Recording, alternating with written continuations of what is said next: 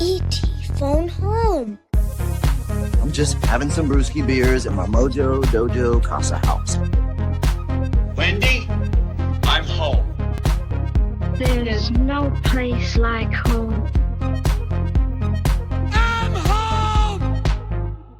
Hello and welcome to the House of Cinema podcast. I am your host, Joe Aragon. With me today, as always, Claira Curtis and Sydney Volpe. In the house today, episode 304. We're doing a dual episode this week because we were going to do Camp Miasma like 2 weeks ago. Yep. And then we realized ain't nobody's watching that right now, mostly because it wasn't out. Yeah. That's they why. can't. Because they can't. And then Tony got a wide release as of August 21st. So we thought, what better way to celebrate than do a teenage sex and death at Camp Tony? Is that the title we're landing on? Yeah, I think because I like that I think one. for a little bit we were doing Teenage Sex and Tony, but that sounds really bad. So we That sounds shouldn't really do that. Does it sound bad? Why does it sound bad? Teenage Sex We don't want to and be having Tony? teenage sex with anyone. And Tony, but it's like teenage sex and Tony, which, you know, Tony is Right. you know, also about sex in a way Yeah, at a young That's age. true. that's true. I don't think it's that bad. Yeah, you're right. No. We'll stick with teenage sex and death at Camp Tony. Okay. That's our, I like our it. episode title today. He Okay. kind of goes to camp, chef camp. Yeah, he kind goes of to does. chef camp. Chef boot camp in a way in Provincetown. Perfect. So that's the episode today. We will have spoilers for both movies. The 21st, we saw a lot of movies come out. There were a lot of movies that came out. I saw three of them. Yeah, you went a little hard yesterday. You did. I saw But it Insidious. ends. You saw It Ends? I saw It Ends. That is not out everywhere. Well, I don't know if that's going to be out everywhere, to be honest. I don't see anywhere that's getting a wider release besides today. Yeah, well, But it's not kinda even being in- a Neon Limited. It's not in Chicago at all. Oh, Well, at least really? that I could find. So hopefully it'll Well, expand. Dang. Hopefully it expands. If not, it'll be on VOD, I'm sure, soonish. I'm gonna Yeah. see it today. It's good. I liked it a lot. Insidious Out of the Further came out. Good. Yes, it did. Mid. Yeah. They're just cranking out the most mid over there. That Blumhouse. They're like, we know our formula. We're going to keep doing our formula. Never change, Blumhouse. Yeah. Well, but And- it's also Except like, maybe okay, do. by the sixth horror movie in a franchise, can it really still be good? Well, are they? Have yeah. they been making money? I mean, that's all that great. matters. How did the to Red Door them. do? Oh, I don't know. I don't think. I don't know. I think those movies do well overseas. Like, I think you would be surprised. And they're big fans of all of these horror franchises that are always going to show up. How did it do? Red Door had a budget of 16 million, made 189 million. Exactly. Yeah, so it did They well. make Okay. these movies for pennies on the dollar, and then they release the most mid movie you've ever seen with the most predictable jump scares you can probably anticipate. Tell us how you feel. With the stories are just like the most okay. They hired whomever to write the script to write bland stuff, and yeah, they make $100 million. Yeah. Oh, So but this they one did- had who's the guy from Nope? Brandon Perea? Brandon Perea. Yeah. Oh, cool. Yeah, was I he? mean we're at this point where like, man, it doesn't matter anymore. These movies don't matter anymore. I don't. Sad. I know they have their fans, and I'm like, I'm not a fan. I liked it more than Red Door, Okay. which is something. Aw, poor Patrick Wilson. Aw. Well, I'm not worried about Patrick Wilson. Wasn't he just in? What was that show that you watch on Apple? Oh, Cape Fear. Was he not just in that? He was just in that. I don't mean his career, just because he directed The Red Door. And Oh, that was like yeah. his big debut. I thought he did an okay I don't job, think we need to worry actually. about Patrick Wilson. Is what I'm getting Yeah. at. His feelings are okay. I think his feelings are more than fine. I think he's doing okay. Everyone loves him. So that is fine. Hotspot. Yeah, what did you think of that? I did not like it at all. Oh, okay. Aw. It seems like a risky one. It's a risky movie. Yeah. It's a cool concept. It's like a cyberpunk dystopian. AI is taking over everything, and people are complicit with it until these like rebels show up. It's like a cool idea. Very Blade Runner mixed with.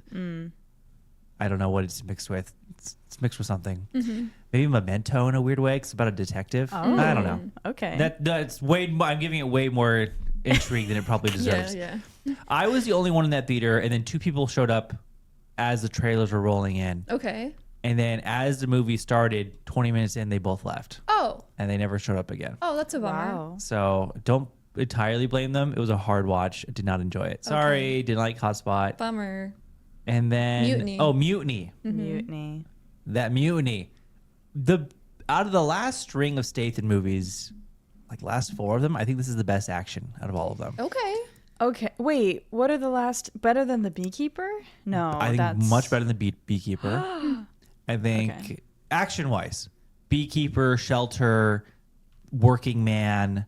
There's another one I'm sure I'm missing. I can't remember right now. I don't think there was another one. Well, I would be surprised. I feel like he pumps these out like once a He year. really does. Because This year. Shelter came out this year too, right? That was this year? Was that this year? I think I think so, it at was the beginning of the year. February or something. January. Yeah. Jesus, yeah.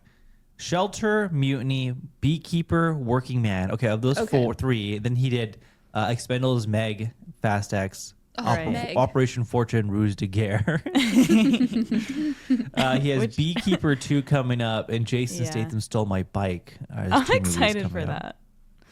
Um, Sounds fun. that all being said, Mutiny has great action, but another piss poor script. Okay. Stupid ass story. It's like, I don't know why they can't just stick with a simple revenge plot. He gets on the ship and like you hear voices. I'm like, oh no, they're gonna do human trafficking, aren't they? And they do a human trafficking subplot They do. that they introduced in the beginning, and then halfway through they're like, we're gonna push this to the side. Like Supergirl. It's almost like Supergirl coded, and like we're gonna like ignore this for a long stretch of time, and at the end, like, oh yeah, there's refugees on the boat. Oh by my the way, God. bad move and bad Jesus. story, but again, the action kind of fun. Reminded me Yeah. of Dead Reckoning in a way. Oh, interesting. Oh. There's like Is it really cool fight scenes and like really close hallways, and like people were bouncing around. It's kind Yeah. of fun. Sounds like a Or, direct-to-TV gem kind of Kind of vibe. feels Like, that way, The yeah, action's yeah. good, but the movie's not very good. Remember that? What was that movie called? It came out a few years ago, and I think you guys saw it at Fantastic Fest early, and it was set on a train, and it was Oh, an that action. was Kill. Kill. Oh Kill. yeah, movie Kill rocked. was good. That was Oh, good. that actually good. It's nothing was like great. that. Oh, Yeah. okay. Kill's good. Okay. Mutiny, I gave it 2.5. I thought it was fine. Okay. It's not terrible. Any interest in Spa Weekend? I Came out wanted this to watch weekend? Spa Weekend. I didn't. The timing just didn't work out for me. Mm-hmm. But I'm Or- interested. The Magical Faraway Tree. The Magical Faraway Tree. I did not watch. That's the Any- Andrew Garfield film. Are you interested in it? Not exactly. Sid, are you interested in either? I don't really know a lot about it. Isn't it? You don't know the adapting, Faraway like a Tree? popular book? What? No. You're not familiar Not- with the titular I don't Faraway know Tree? that, man. Tree that Sorry. is so far away that it's, magical. It's so far away and it's magical. Don't you know? Who's the actress in that? Claire Foy. That's right. Nicola Coughlin. She's in Bridgerton. Yes, she's in it. Yes. Okay. Yeah. Yeah. It seems like a British thing. No shade to our Brit friends. It does look a little British. You're Oh, I funny. think it's like not even. I think it's super British. Yes, it is. And it's based off a very popular book series, from what I Yes. understand, Yes. that I have Okay, never heard of I've never- until this Probably movie. British. Oh, But Maybe. you know, they're making some good movies over there. yeah. Yeah. You saw Finding Emily. I did see Finding Emily, Yeah, which you is did. great. Loved Finding I'm Emily. excited. It's a really fun one. Hell yeah. So there's a variety of films out today you could watch, but I would suggest Tony and Miasma over all those. Okay, I'm gonna shout out really quick because I saw it this week finally. The Wrong Girls is really funny and everyone should try and see Oh, that if yay. they Oh can. yeah. I saw it on what was that, Tuesday, and that was because I realized that starting this weekend most of the theaters are dropping it to just one showtime a day, which is a bummer and sad. But Yeah. it's really Oh. good and really funny, and I had a blast with it. Stoner comedies are tough. They are, and normally I don't gel totally with stoner comedies, but I thought this one was really good. Okay. Yeah. Good to know, because I don't typically love them, but I'm excited to see it. Yeah. I will definitely hope to get to it soon. Oh, and I know I've seen mixed reviews here and there, but that's just kind of what you have to expect from a stoner comedy. That's the thing. yeah, yeah, and the Rivals of Mziah King. Is Oh, I maybe wanna what watch I'm- I know. that. I I'm keep most God, excited to there's see. too many movies. People have been Yeah. talking about, Movies. it's like bluegrass beekeeper vibes. Yeah, I'm that like, does that sound sounds like cool as what? fuck. That's a vibe. Yeah. Yeah, I don't know. Well, there's a lot of movies out right now. Yeah. So Good thing we're talking about the Dog Stars next week, huh? I know. Thank God we're talking about that. I think people are getting. No, they're not. I was really don't think on they my are. grounds. I think this is going to be one of his biggest, not biggest flops, but it'll be up there with like a disappointing outing for Scott again, and then he'll be in the news talking about. I was gonna say, do you think he'll crash out again? I think he'll have a crash out. Yeah. Yeah. I put Jacob Elordi in my movie. Why didn't you guys watch it? I put the hot guy in it. Yeah. Yeah. And the hot girl. All three of them are hot, They're right? all- Margaret everyone in it Qualley, is Jacob hot, Elordi, yeah. and Josh Brolin. They're all Yeah. there. They're all hot. It's a good cast. I don't know. but yeah, it's a hard sell, though. It's a hard sell. Well, there's not. Yeah, it's not even like a hard. I think it's a hard sell now. I'm seeing a lot of like people don't really want to see an apocalypse movie right now, but it's tracking to make like not even more than like 20 million. I think. And no. it was made for like 110.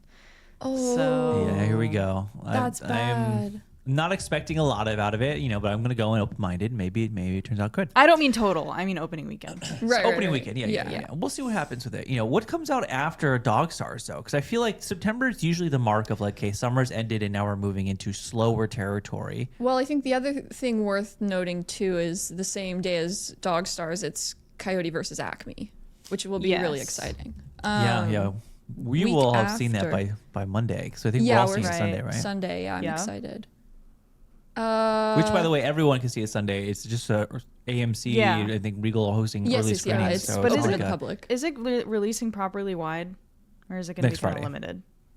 Yeah, no, I think it's. Well, I don't know how wide is wide. That's the thing is like I think it's wide, but like I would be surprised if it's as wide as like Dog Stars even. Right. Yeah. Realistically, it won't be on as many Go see the movie screens. though, Yeah. because we Yeah. need to tell I'm- Warner Brothers to shut up. I know. I'm seeing like viral, like truly viral TikToks talking about it, and it seems like Good. everyone's just really hell bent on like supporting the film. So I hope it makes a lot of money. That would be really cool. Even if you're not a big, well, who's not a big Looney Tunes fan? That's the thing. It's but like yeah, everyone's saying it's like It's also good. extremely funny and good. That's the other the cool part to it. It's like, yeah, not only are you like sticking it to the man, but it's also a good but movie. it's good, So. and it's a movie about sticking it to the man. Yeah, win-win for Yay. everyone. So yeah, Yeah. We'll be watching that. Yeah, Dog Stars. What's after Dog Stars? Fall weekend after that 2? is the Onslaught by any means weekend.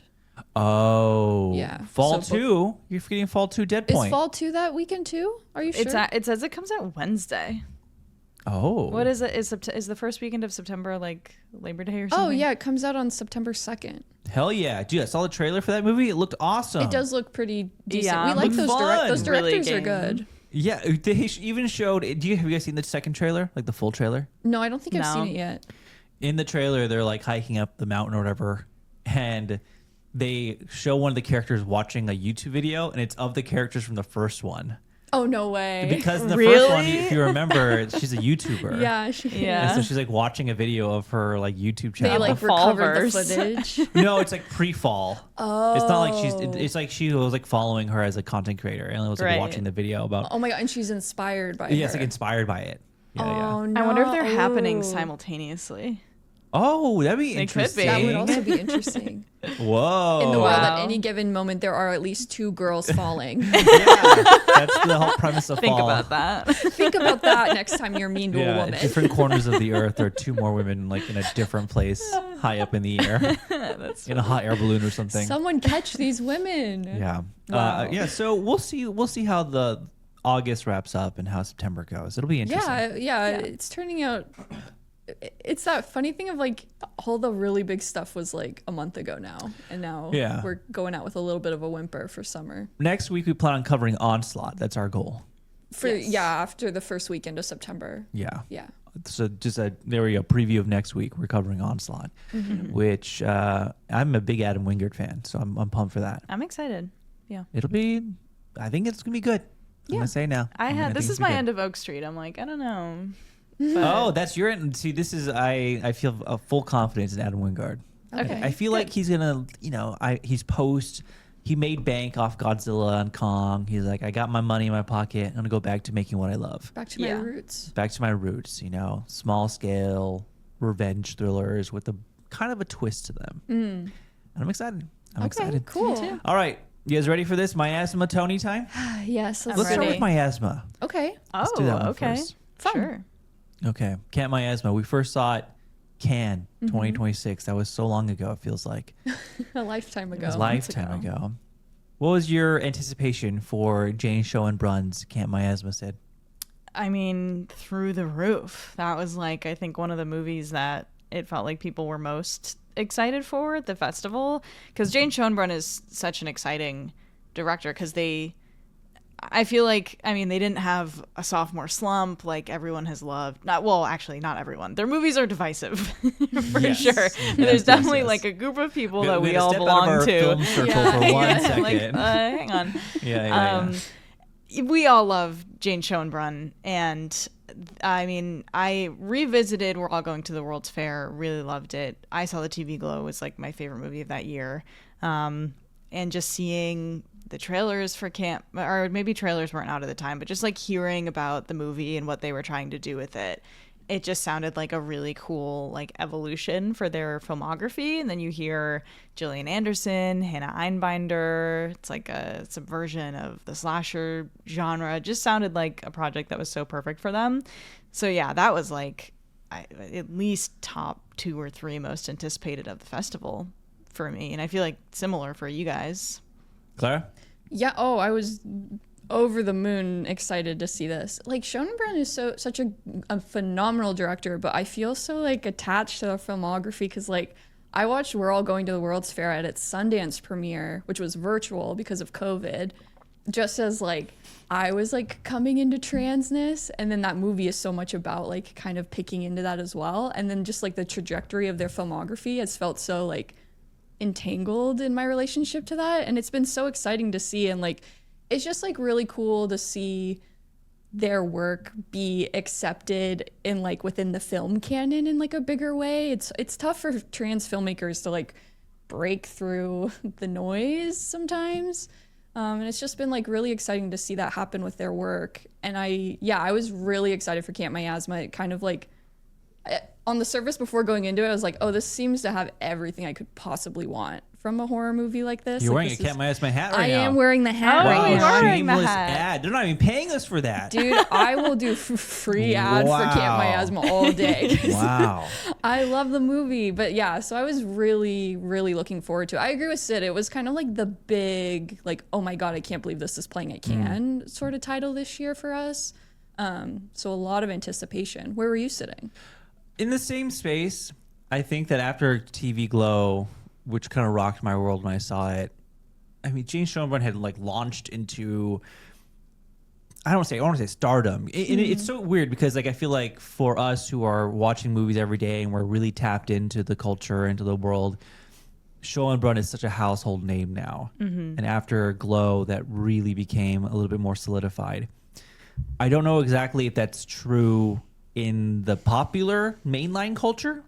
Not It's yet. not, Like, 'cause you know. I know in my brain I'm like, Jane Schoenbrunn more famous than Curry Barker. Which, Only. you That's know, my Curry Barker. That's your Curry Barker. Yeah. But I don't Yeah. think that's the case at No, all. because realistically, too, like the films they're making are like becoming more and more popular, but it's still very much like deep within the like indie filmmaking space. Like, Yeah. these are not getting wide releases on a scale that would put them in front of the average person.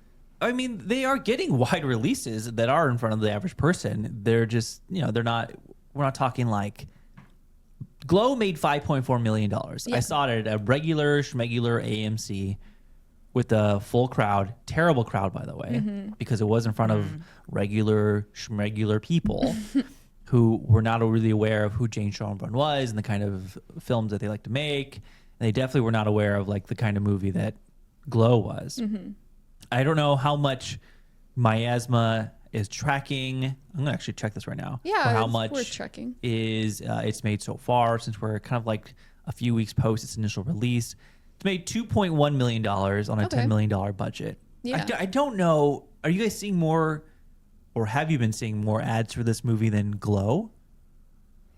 Ooh. Oh. Ooh. Yeah. Oh, yes. I feel like I am as Definitely. well. I feel like feel like, I'm yeah. hearing a lot There's more. more behind it. Yeah. I Yeah, think. I think so. I think feel like so. their like marketing campaign has been really solid for this. I agree. That being said, if people took a chance on Schönbrunn and Glow and they were like, didn't love it, I can't imagine they're going to Miasma thinking like, I'm going to love this as well. Right. Although they are very different. All that to say, very anticipated when it was announced at Cannes. I think I had not seen the trailer leading up to when we watched it. I'd only seen stills. But every still they released, people were like going nuts over. Like, look at this. Look at the imagery in this one. Look at the photography in this one. I mean, it looked like a damn good movie. Yeah. Turns out, it still is that movie. But I think that leading up to it, yes, we're all very excited. But it's so interesting how like all of us sit here like, yeah, Jane Schönbrunn, household name for the House Cinema podcast. I don't know if that's the case for your normal average Joe. Yeah, I think that Which is is a fair fine. statement. Which is fine. It's fine. I think, right? Yeah, it their fine? movies are not. I think Miasma is their most accessible movie so far, but I still think that they make like challenging, weird movies, and I don't think they ever are going to make a film that will reach people in the way that like what's been a big breakout, like Everything Everywhere All at Once. Like I just don't think they operate on that like frequency at all. Maybe they will. I don't know. So you're saying Jane Schönbrunn will not be tapped in to like make some big franchise film? Well, that would be really interesting after this movie. I'm sure people are trying to get them to do that. I think so. It seems like this movie possible. is directly influenced by some of those experiences in the industry. I mean, I wouldn't be surprised if like the new Nightmare on Elm Street, which has been announced, is in the works, and then whoever has the rights to it, I don't know what company does, I don't remember. but I wouldn't be surprised someone's like, let's ask Jane Schönbrunn to do Nightmare on Elm Street. Right. And I also don't Make think it they would woke. decline it either. I think a Jane Schönbrunn Nightmare on Elm Street would be really interesting. It would be, yeah. Yeah. It would be interesting. You said make it woke? Well, that's the whole joke in the movie, right? And I Yeah. wonder, because Hannah Einbinder's character, it seems like such a, well, this is, we're getting into the nitty gritty of the film, but Spoilers it seems for like, Miasma. yeah, Schönbrunn seems to think that there's sort of like a fallacy of like, or you can't, it's like paradoxical, like you can't really revive like IP in that way with like the motivations of the studio, I guess. It's possible. I think they would happily try to do, though. I don't know. At a certain point as if well, anyone though, could do it, it's them. Yeah. anyone can do it, it's them. But Totally. also, I don't know, it's a paycheck, a big paycheck. We've seen directors who primarily work in the indie space take on these bigger projects. Where there's another director we're about to talk about in just a second on the second half of this pod, who worked in the indie space for a long time, has taken on bigger projects, and is, I don't want to spoil it for the second half, but like is slated to take on an even bigger project after this.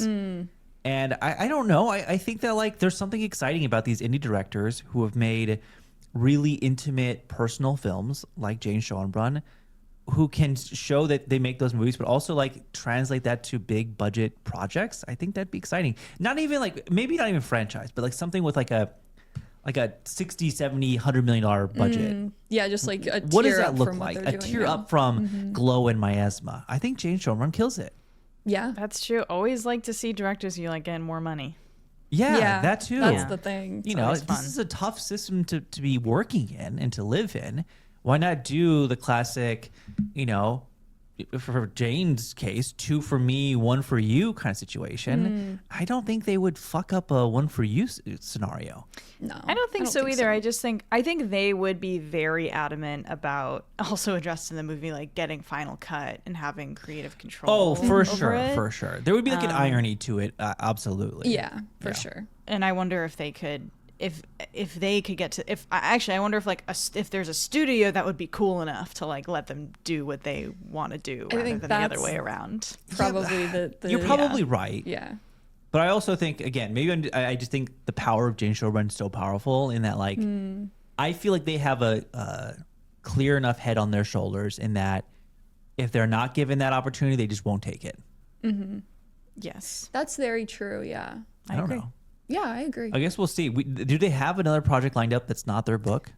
Do we know what they're working on next? Do we know if they've been tapped in to do something else? Remember they literally put a poll on Twitter that was like, what movie should I do next in Slasher 1? And so that's the movie that they made next. What were the other ones? It was like, was there like a pirate movie? I there forget were a what few it was. things. Interesting. They've got I ideas. don't know. Yeah, I don't know what they have on the slate. Yeah, I don't know if there's anything like confirmed at the moment. I guess at the end of the day, what I'm saying is, if in 3 months we hear that Schoenbrunn has been tapped in to do something larger, whether that be IP or not, I fear the reaction will be. I think some people will be like weirdly negative about it, but I find that exciting. Yeah. Me too. So, anyways, that's what I think about Miasma. We can move on now, I guess. Sweet. What were your thoughts after Miasma round 1, Sid? It's hard to even remember like specifically how I felt out of Cannes, besides just knowing that I loved it. I think it was surprising to me. It's like a tricky.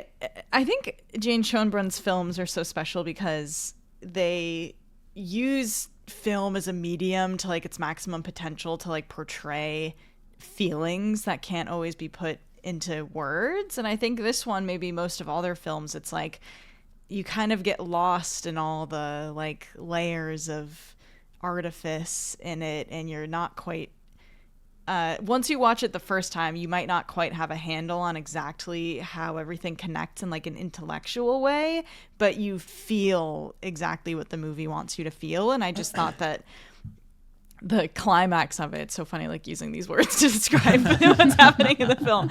The climax of it is like so moving, and I think what I enjoyed most about it was that it's such a joyful film, because I think people talk about how like depressing like I Saw the TV Glow is, even if it has like hopeful messaging in it.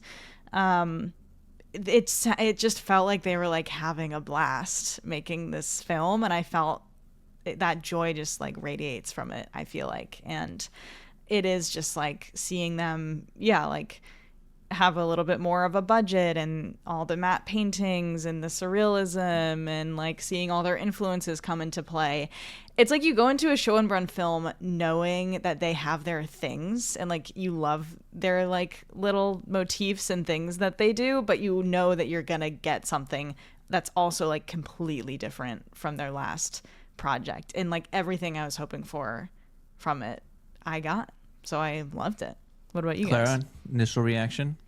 I was ecstatic. I think Sid is describing it well in saying that like you really do feel the joy that was infused in making the film as you're watching it, because that's something that really stuck out in the intro when it was being introduced at Cannes. Was Jane said like this was like the most joyful experience of my life was making this movie.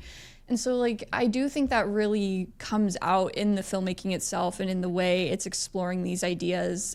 And I think that's what's so interesting, is this is so much a confrontational film, in that it's really going in on like the ideas of repression and just sexual desire, and how so much of that gets bottled up or like turned into academic language rather than something we're experiencing. And then this is really leaning in on breaking that apart and making you kind of analyze that within yourself in a way. And I think that's really interesting and challenging and refreshing in a time where, like we were talking about a couple weeks ago with One Night Only, a lot of people are opposed to exploring these ideas in film specifically and in their real world lives.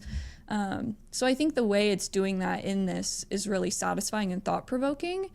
It's also a deeply funny movie, which I really funny. appreciate. Really funny. Jane has like a really funny sense of humor in all of their work. It's there. It works for me. Some would say a millennial humor that yes. either works for you or don't. Yes. Yeah. That's like kind of the takeaway I had. Like, I find it very funny. Yeah. I'm a millennial though. Yeah. And so like there are a lot of like experiences that Jane is kind of expressing on screen that I'm like, oh, I know what you're going for here. Because I was also a child of that same decade. Yeah. And so I find it in that sense like weirdly relatable and very funny. But I have seen plenty of people say like the millennial humor in Schoenbrunn's Miasma is like not my jam at all. Yeah. Which It's is one of the super fair. biggest complaints I've seen, probably. Yeah, definitely. Which I will say too, what I think is interesting is when we were at Cannes, I feel like the jokes were getting laughter, but it wasn't like a ton. Like it was a mix, which I think is a couple of different things. A lot of Obviously, French people there. They That's the don't thing. get It's it. an international audience, so like there's a certain degree of like translation barrier. But then I also think in a way like that environment is just kind of bred to be like, this is a serious movie. Like we're taking this seriously.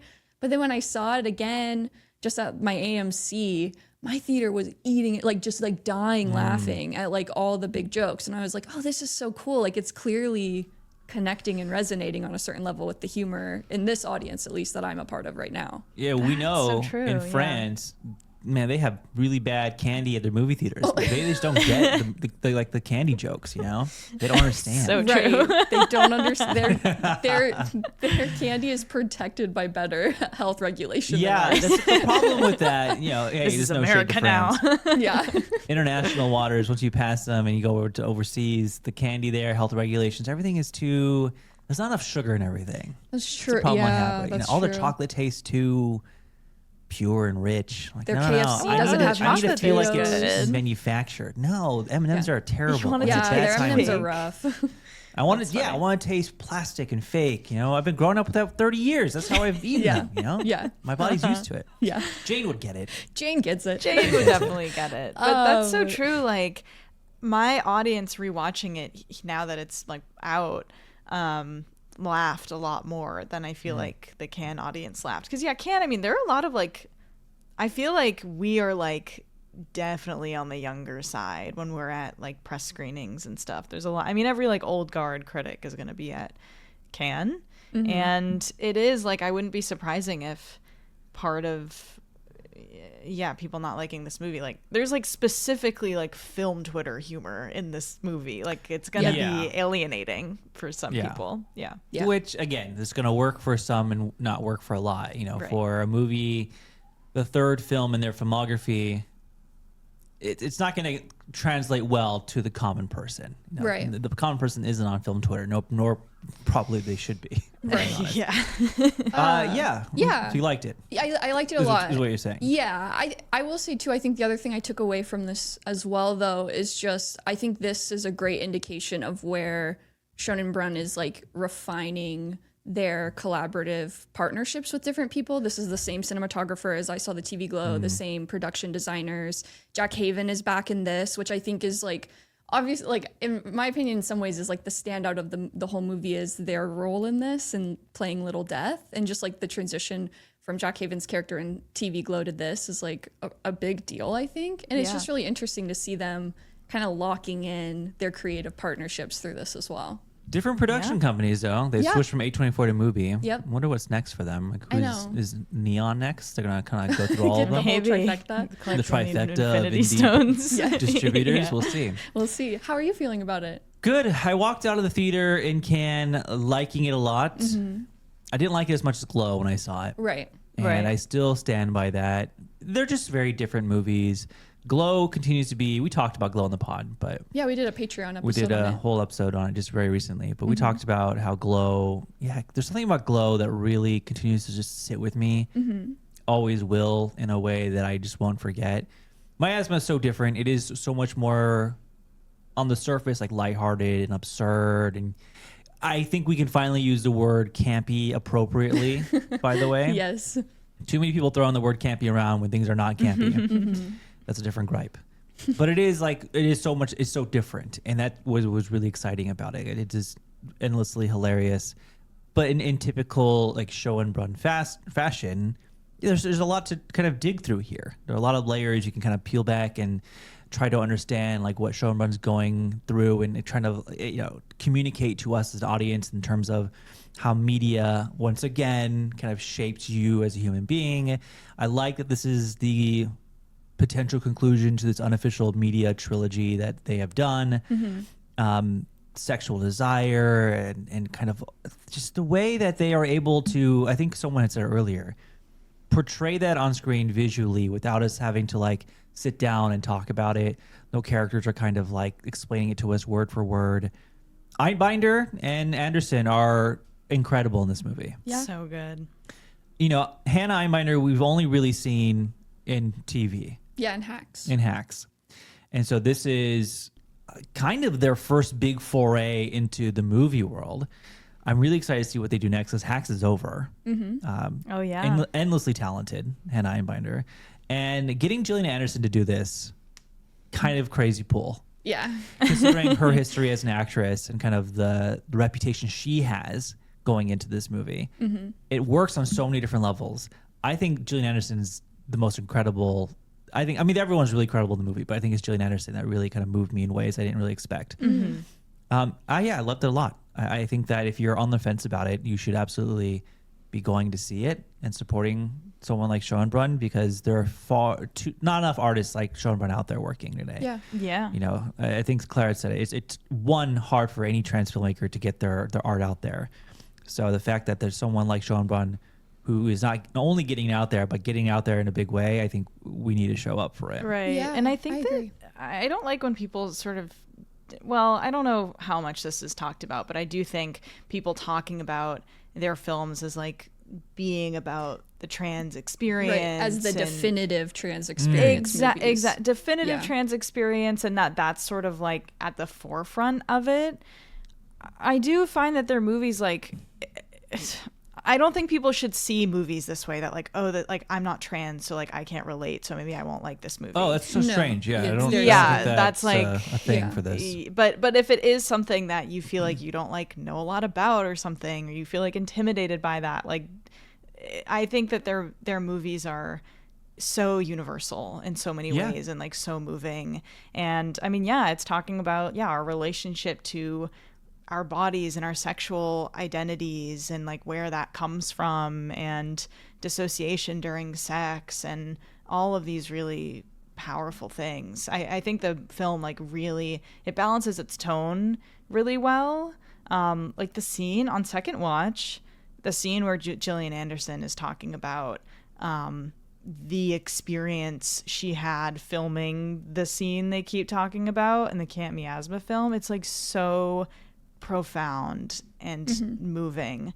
And so, yeah, I just hope that people are like open to that, I guess, Yeah. is what I'm trying to say. It's a good way. I'm glad we're talking about that. Yeah. I never really thought about not watching a movie because you can't relate to maybe the subject Right. material Empathy or machine. the message. Yeah. Man, empathy machine. I feel like that's part of the biggest reason why I love Glow. It's like, I'm not trans, but watching Glow is able to like have me experience something that I probably could never understand, but I can now a little bit because of Glow.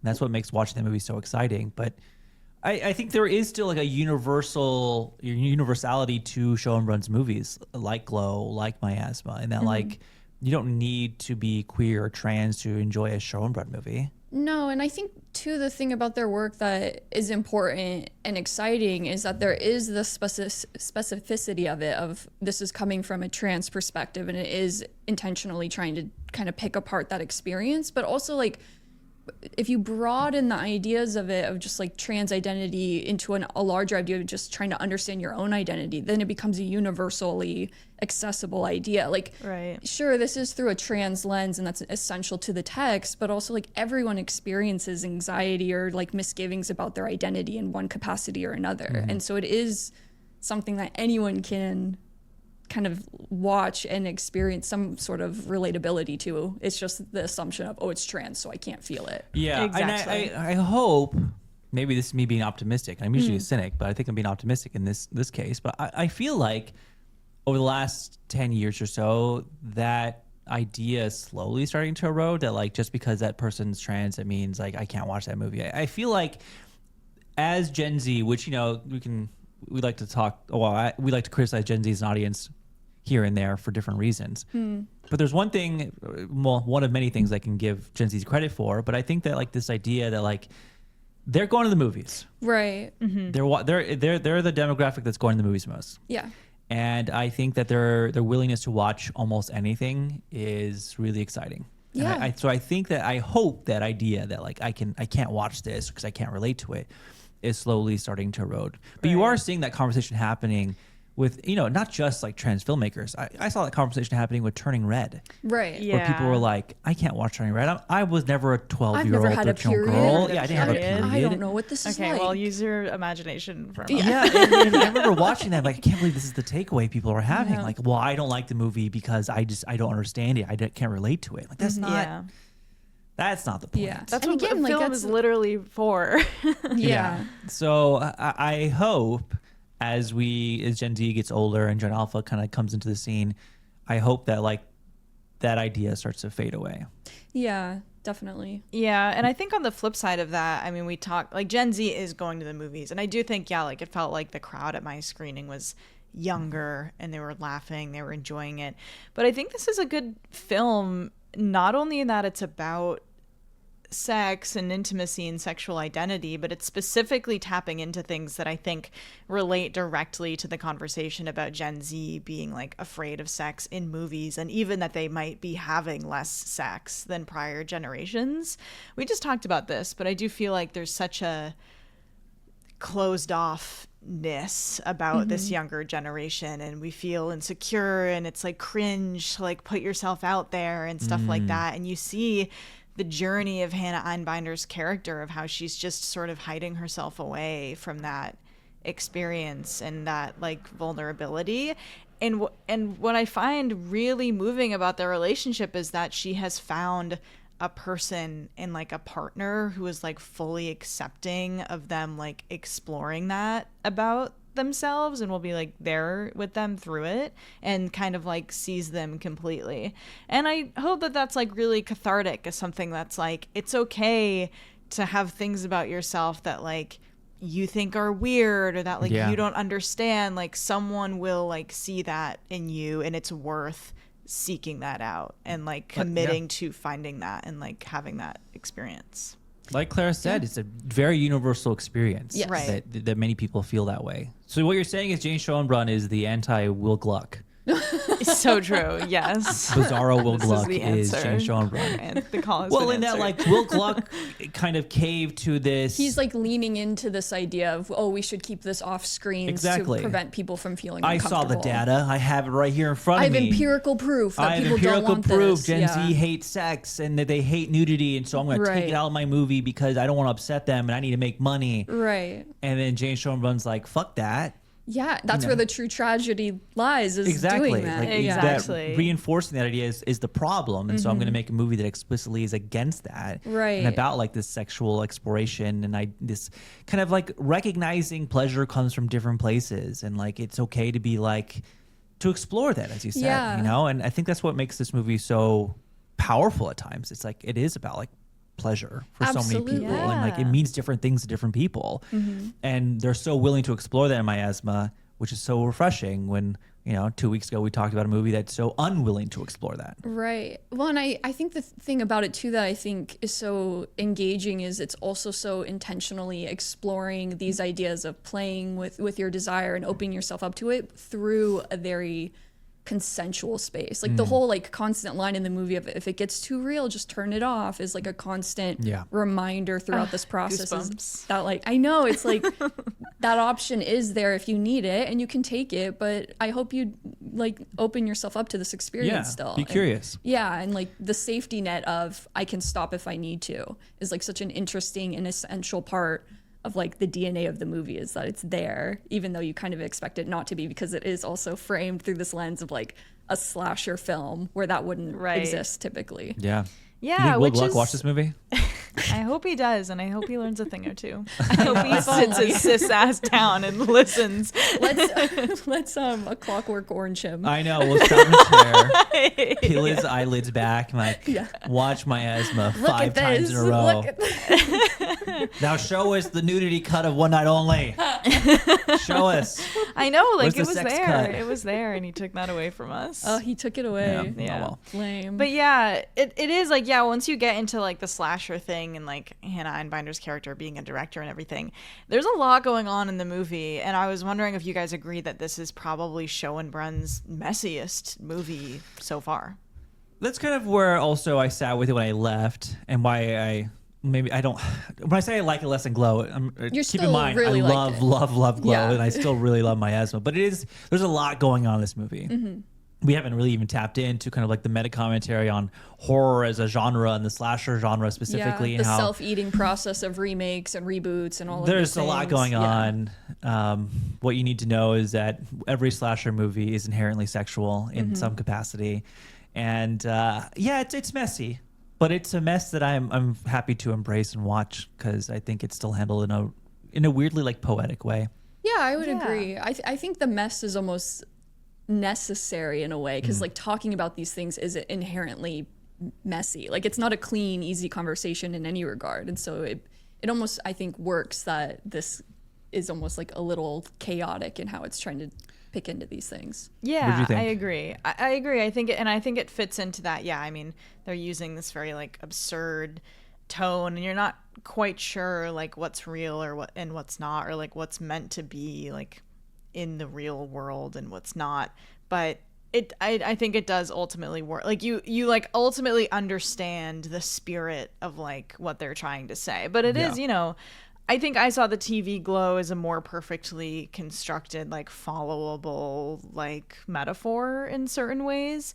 And this one, I think if you try to find it, you can get like a little lost. But I think we need to become more okay with being okay with that happening. Exactly. Yeah. I think we need to be okay with like not figuring out a film on We our don't first need to watch. solve Totally. can't miasma. Yeah. We don't. Don't Although try to I would like understand to it, just feel solve, it. is it miasma or miasma? Because in the movie they say this both. was your They sticking say point the both. first time. And I've we heard watched it. Showrun talk about it. They They say say miasma. miasma. Miasma. They kind of say So- like miasma a little bit. Yeah, They put that's little a bit third of an option I ah. wasn't even aware of. But I think miasma. Yeah, Probably. That's my only thing I would like to solve. Other than that, though, you don't need to go into miasma or miasma with this. Like, if you walk out and you're like, there's so many things I understand. Like, that's okay. It's always been okay, by the way. You don't need to solve every movie on first watch. Yeah. On second watch, it's probably a lot easier to digest. Maybe you'll catch things you missed. But yeah, I agree completely. Yeah. But if it All right, was it was too messy for you, that's okay too. Like if you had issues with that, I've it's fair. seen a classic show on run fashion. I've seen scores all over the place. It is still a show and run movie. It will still be a bit divisive, but I think that show and run specifically, a lot of their films warrant second watches. Yeah. Maybe in third watches to really kind of like fully not understand, but fully feel the breadth of what they're saying. Yes, Yeah. I agree. Can I ask one more question about Let's it ask really one quick? question before we have to move on. I'm just curious because I think this is the other maybe slightly divisive thing about the movie. How do you guys feel about the Counting Crows needle drop? What's divisive about the Counting Crows? Some people are liking it and some people are really not liking it. When which I is think it dropped? Interesting. During Little Death's big killing spree. Oh. Why they just don't think it's like a good I don't know. People don't like the Counting Crows. I'm going to maybe? say this right now. Counting Crows is an essential millennial Yes. band. Yes. Important to my youth. Yes. Anything Counting Crows is important to me. Yes. So I loved it. Okay, Oh. approved. Yeah, that missed me. I don't have opinions on Counting Crows. Are James Sherburne but and I are think we the the same scene is age? great and the needle drop is part of that. I feel like they might be You and 30. Schoenbrunn? Oh, no. Sherburne's 3 years older than me. Okay, yeah. Okay. But we're around the same decade. Counting Crows, Essential. Mrs. Jones. You know that song? Oh, Mrs. great Jones? song. Mrs. Jones and me. No? What? No. Well, Oh, Sid, you it's should just something- listen. That's something we can't teach you. Okay, It's just, podcast you know, homework. true. Everyone listen to the Counting Crows. It's just something you got to experience, and that's okay. Someone there should are make a movie experiences you about have it. that I just don't get. Yeah, exactly. I won't But I'm understand. listening. But we're listening and we're understanding each Yeah. other. Yes. That's important. Yes. I do want to shout out, yes, the split diopter shot joke happened. A lot of us were called out by it. Yeah. But yeah. we were talking about split diopters, I think, kind of before it became like a thing Sid. on film Twitter. Yeah. Is it possible split diopters became a thing or a running joke on Twitter because of you and because? Yes, that is Yeah. exactly what happened. Actually, that's what I'm choosing to believe. I think it's possible your Sid's in influence is charge. far and wide. I Yeah. don't think that's why. Don't doubt it. Could be. But yeah, love the split diopter shot. And I will say, I will always fondly remember us coming out of this movie and getting French KFC because that scene was so appetizing. Yeah, that it was pretty awesome. was really appetizing. Yeah, it was. Yeah. Final letterbox score, Clara. I'm at a 4.5 and a heart. I'll probably bump it up to a 5, honestly. Okay. Wow. Yeah. Sid? 4.5 and a heart. I think on Okay. second watch, some of the messiness was jumping out at me more, but I don't think I'll drop it down. I'm still really loving it. Nice. Joe? I have it at a 4. Nice. 4 out of 5. That's Okay. awesome. So all Do of we us going to wanna- horny jail, huh? We are in Lock Me Free Up. David Ehrlich. free talk us. about a specific hyper niche film Twitter joke. Yeah, huh? that is. That joke got so big that even I, who didn't have Twitter, found out You about it. heard and about Yeah. it. That was a fascinating Yeah. moment. And That then was he used kind of it for epic. his Q&A run with Yeah. them for this movie. Yes. Yeah. All right. Do we want to quickly do show and burn ranking? I mean, there's only 3. Oh, yeah. I would go from bottom to top. Okay. I would go a World's Fair, Miasma, Glow. Okay. Me too. I'm the same. Clara? I know Clara's already, by the way. I'm a little bit tempted to do World's Fair is at the bottom, but I give that like a 5-star You too. I love love it, that. Yeah. I'm a little bit tempted to do Glow, Miasma. Do do it. it. Okay, Do I think I it. will do that. Okay. Has perfect. have you seen their Slenderman documentary? No, I have I not. want to I need to watch watch it. it. Apparently, it's good and like interesting. Hell yeah. Wouldn't be surprised considering they've made 3 good movies so far. Yeah. All right. On that note, we have to pivot. Okay. Yes. We're erasing Miasma from our brain. Impossible. I'll carry it in my heart forever. For just 40 minutes or next 35 minutes, we have to erase it and talk Matt Johnson's Tony. Okay. The latest biopic about Anthony Bourdain. What's your Anthony Bourdain relationship, Sid?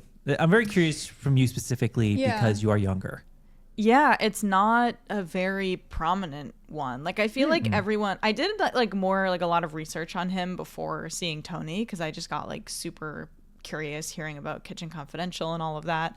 But I feel like Anthony Bourdain, you can't not know who he is and like like I've seen clips from his show, I've seen interviews, I've like people post like articles. I feel like everything that happens in society someone's citing some Anthony Bourdain something. Like there's an Anthony Bourdain moment for everything because he was just so wise and well spoken and he went to such interesting places and talked to such interesting people. So he definitely permeates the culture. Everyone knows Anthony Bourdain, or maybe they don't. I don't know, but I definitely did, even though I wasn't like watching his show all the time or anything like that. So I enjoyed learning more, getting like more in depth because of this film. What about you guys? Claire, what's your Bourdain experience? Oh, I'm deeply attached to him. Like I would say like my 3 heroes in life are Mr. Rogers, Steve Irwin, and Anthony Bourdain. Wow. So like I'm deeply like I vividly remember where I was when I heard that he had passed away, which in part is because he did die on my birthday, which was kind of a bummer. Oh my god. But like I was really, really into both No Reservations and Parts Unknown. I watched both a lot growing up and like into like my early adulthood, and just like the way he talked about food was like really helpful for me at the time. And so I don't know, there was something about him that I felt really drawn to growing up. And I really look up to him, so I was really looking forward to this. What's your relationship like? You were looking forward to it. No part of you was even a little bit hesitant or apprehensive? I think to an extent there's a little bit of wariness from time to time. I think especially once it was like revealed that like, oh, this isn't like a cradle to grave sort of biopic, that makes me feel a lot better because I think those just naturally Suck. the cradle to grave ones are rough. Say it, man. Unless you're a better man, then you're better good. man. True, But that- true, that's a true. good It one. wasn't quite cradle to grave. Not quite. Robbie Yeah. Williams is He's a lot still of stuff. around, big man. He's span. doing stuff. He's and that's listening right awesome. now. He Robbie, he Yeah, knows I we're the love biggest boy, Better Robbie. Man fans on the Oh my planet. God, Robbie! So Everyone he's should watch listening Better right Man. now. Oh my God. He's like, I hear you guys. I'm still here. Oh, thank God. Okay, good. But yeah, I think in general, the like niche little slice of life sort of biopic works better. And so I think with that in mind, it did give me a little more More confidence hope. in it. And it's Right. Matt Johnson. And it's who- Matt Johnson. Yeah, Yeah. and that's the thing too, is I really enjoy his work. So I'm like, okay, like, And we had I think we're in good Blackberry hands. to go off of, sort of. Well, I haven't seen Blackberry. Blackberry's You great. haven't seen Blackberry. Blackberry's good. Also a movie though that it's not cradle to grave, but it is in the sense of like cradle to grave for a company. You know, the start and end of Blackberry as a corporation. Cradle to grave Boy, Blackberry. was there a So grave. you know that's it is smaller span of years, but I think you know the distinction is it's not Michael, Right. Where Michael is specifically here is Michael Jackson at 5, and here's Michael Jackson now at 30, whatever. Exactly. You know, now we're getting part 2. You know, Exactly. Or Bohemian Rhapsody is another one. You know, we're getting Yes. like youth to It's end. so much, yeah. Bourdain is millennial icon. Yeah. Anthony Bourdain. At Yeah. some point in every millennial's life, you go through an Anthony Bourdain phase. And that phase, even when it ends, he continues to be someone you listen to, you quote, you watch, you read in some capacity because he's full of a wisdom that we really needed in like 2008 and 2000, like the mid 2000s. And he kind of tapped into this sentimentality that I think people were really afraid to kind of express, especially about food. Not to say that foodies and food critics didn't exist prior to Bourdain. Obviously, that's true. But he made food feel accessible Exactly. in a way that I think no one else had. There were, Julia Childs made food feel accessible in a big way as well. A lot of other chefs. But those were so much more about like how to make and cook food and prepare food, where there was still like almost like a distance to it. Yeah. Bourdain ate food, and he made food, obviously, as we were going to talk about the movie. But the way he like ate food and talked about it, which is something that made you feel like I can also eat food and talk about it. Yeah, because it's about the humanity behind Right. cooking more Yeah. than anything. To him, food was like the ultimate experience you could have with somebody. And I think for a lot of people, that was kind of like the first time they realized that. And he was important to me. I read Kitchen Confidential in late college of my college years. Such a fun read. Easy read, by the way, if you ever want to pick it up. Bourdain writes with in a way that makes it so fun and just really accessible. So I read Kitchen Confidential. I watched Parts Unknown, No Reservations. I still rewatch episodes. Every time I plan to go visit a country, I check if Bourdain has been there, and I will like watch clips or an episode of it. Hell yeah. And he was a phenomenal human being. Yeah. And this movie I was nervous for. I mean, I think anyone was a little bit nervous. There was that popular quote going around of Anthony Bourdain would have hated this Yes. once this movie was announced. That was like the dominant discourse for so long. And we'll get into maybe that a little bit after we talk about the movie itself. But that did kind of like not influence my thoughts, but it did like it crossed my mind. Like, would Anthony Bourdain have hated this? Right. There's a great article by Lori Woollever, who was Bourdain's assistant for 9 years, that she wrote kind of addressing this whole discourse. Yeah, it was I good. highly recommend people check it out because it does kind of address if Bourdain would have hated this. Right. The ultimate conclusion is no one really knows. Yeah, and there's no point in Discussing making an that. argument on Right. either side, really. Yeah. Matt Johnson's attachment to this got me excited. Yeah. Love Nirvana, the band, the show, the movie. Big fan of Blackberry. I thought, hey, if they're just adapting a couple chapters, maybe there's hope. When I first saw it, I've seen this movie twice. First saw it, loved it. Second time, loved it. Didn't really change, but very successful biopic. One that I think that we needed right now in this time. Because in a world where biopics are so hell-bent on jingling keys in front of your face and so hell-bent on trying to capture the lifespan of one person in the most sanitized way possible, it's very nice getting a biopic like Tony that's not that. That is a slice of one person's life that influenced the rest of their life, but kind of paints them as a dick. Yeah. Someone who was just trying to figure themselves out. They were a complicated person, and it's nice getting a biopic that's willing to explore that. So, what do you think of Tony? I liked Tony. I think I liked it the least out of all of us. But it's kind of a hard one to unpack because it is such a unique biopic in that it's almost not. It's very loosely inspired by a couple chapters from Kitchen Confidential. It doesn't really have the structure of a biopic. It has more of the structure of a coming-of-age summer movie. And Matt Johnson said, I think, that he wanted to make a film that was factually incorrect but like metaphorically true. Like he kind of wanted to capture this, like the spirit of that part of Anthony Bourdain's life without, like you said, like cradle to grave, or like the Wikipedia type thing where like every single fact is true, or we're like using fact, like the eye-catching facts about Bourdain's life to as like the engine of the film, which I really appreciated. I think it probably helps that I think Matt Johnson wasn't like the biggest Bourdain head going into this, and so there wasn't that inclination to like deify him or anything. It's definitely very confrontational about his flaws. And Bourdain had that quote about how he was like totally narcissistic and shitty and needed a good ass kicking or whatever it is. Yeah.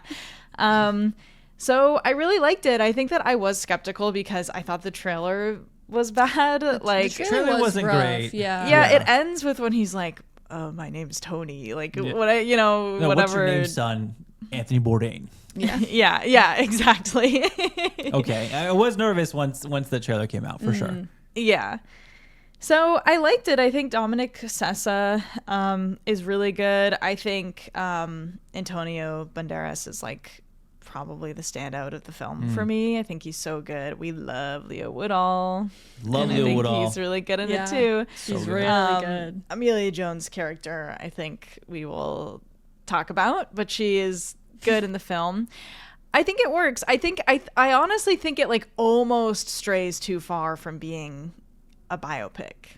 It kind of isn't in certain ways. And I do in the sanitization aspect is interesting because it does sort of it doesn't have like a quote unquote happy, but it is kind of like he lived happily ever after type of ending. I don't get that feeling at all. Yeah, I don't know if I get that necessarily either, but I think that is because we maybe know more about his life overall. Possibly. I mean, he doesn't end up with the girl. No. He gets the experience he wanted, but he still burnt down his mentor's kitchen and restaurant, which, I don't get the idea. Maybe that, not like, happily ever after. Like, it's not like everything that happened was good, but I think it is kind of a Hollywood, like, and the rest is history. Like, and then he was a chef and everything was great sort of thing, Yeah, it's possible. I'm just working with more knowledge of, like, when he goes to the culinary school and how that goes and what happens after that. Right. Yeah, exactly.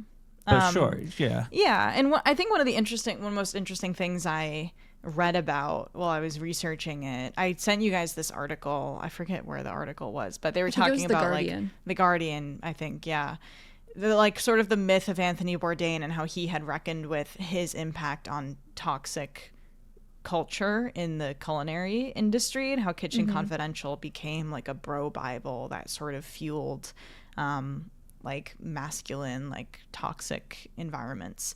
And that was what I think was the most interesting part of the film. And it reminded me of all the manosphere conversations because it is this like very specific like space that was influencing him at a time where he was really vulnerable to that sort of thing. And you feel nervous about like what path he's gonna go down. But also I think the specificity of Bourdain is that he became who he was because he saw like the whole picture for what it was, and he went there and he got to know the people and all of that. So I thought it was really good. I really like Matt Johnson. I think, I'm not as big of a Matt Johnson fan as you guys probably are, but like I don't think I liked this as much as Blackberry either. Oh, interesting. Oh, yeah. wow. I thought Blackberry was awesome. I mean, but Glenn Blackberry is Howerton awesome. was like doing a lot for me in that movie. Yeah, It was Glenn like Howerton's so funny. really funny in that movie. But your reaction, you would. I like Tony a lot more. Yeah. And I think it's because it's just, we're talking one summer. And Blackberry is kind of that classic, here's how Blackberry started, and then here's their rise, here's their fall. Yeah, but I mean, it's definitely better than most biopics, Blackberry. Which is, yeah, they both are. But yeah, what'd you like so much about it? Well, Claire, what do you think of Tony? Oh, I loved it. I saw it twice as well. I really enjoyed it. I think it is fair to read it in some ways more as a coming of age story rather than a proper biopic. You could swap out Tony with almost any other person in the world, and it would be a coming of age story. That's the that guy could thing. be It would work. Sebastian, Yeah. and be like, "Oh, this is Sebastian's coming of age story." And that's what's so interesting, because even in the fact that the film is bookended by like him refusing to really identify with his like name and then him embracing it at the end, like you could just as like realistically there's a heaviness or a bigger sense of like victory in that because it's who we know him to become in the real world. But I think you could easily again like apply that to any character and just have him, oh, my name's Pat. And then at the end, he's like, my name's Patrick. And it's Ray like, whoa, Skywalker. he's serious. He's going to Accepting do who it he now. is. Like, you can really apply most of this to anyone. And It's I think, the closest we get to any kind of jingling keys in the movie, I think. yeah, I for agree. sure. I was Yes. so like, well, I wasn't actually concerned, but ask if this was assigned to any other person to direct or any other studio to make, 1,000% there would have been like a joke where he's like, I really want to go to parts unknown. Or I have no reservations about that.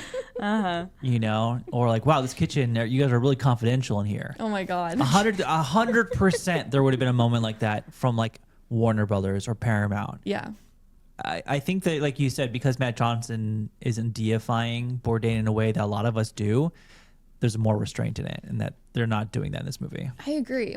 And I think the interesting thing is in choosing not to deify Bourdain, I think he has in a way deified like the kitchen and as like a space. And I think that is really essential to understanding Bourdain as a person too, of like, this is a space where people are coming together, and like for Bourdain, it's like he's this loser ass kid, and then he finds like the inkling of an identity in this space full of like acceptance, but also like hardship. And I think that's really interesting. And so I like that about the film. I think most of all is that the best moments are happening when they're in the kitchen and it's quiet and it's just them working. And I think that's really cool that Matt Johnson has like tapped into that and really centered the film around that. I like that. If anything is deified, it is the kitchen Yes. and the food in this movie and the process of cooking and kind of the collaboration that goes into it, and then kind of the spirit that ends up thriving because of people working in a hustling, bustling kitchen. Like the best scenes in this movie are some of the best scenes in the movie are like when they're all in there kind of yelling at each other, cursing Yeah. at each other, dropping shit, Fucking around. Yeah. Yeah. Or the scenes I really like are when the restaurant's closed. Yeah, and they're eating. all sitting at the table kind of eating what they Yeah, made for the day, totally. and they're kind of conversing, and like that's where the power of food really starts to show. And like Yes. Bourdain doesn't realize that in the beginning, and then he says to Amelia Jones' character, I've been eating this like squid stew that at first I fucking hated, and now like I can't get enough of it. Yeah. And like, is that because it's good, or is it because you're learning? Is it because like simply because of it's the product of a hard day's work? Like, what is Right. it? Who knows? But I do appreciate that if there's any deification, it is of food in the kitchen. Yeah, Yeah. it's really Sure. cool. Sessa had quite the breakout in Holdovers. We all loved him. Yeah. Who didn't love him? It was great movie.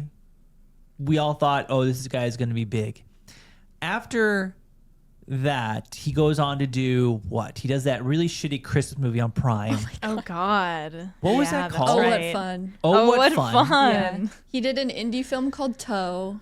And then Now you see me, now you don't. yeah, 3. now you see me, now you don't. And now this. Yeah. And now And this. now this. How are we feeling about Sessa right now? Sid?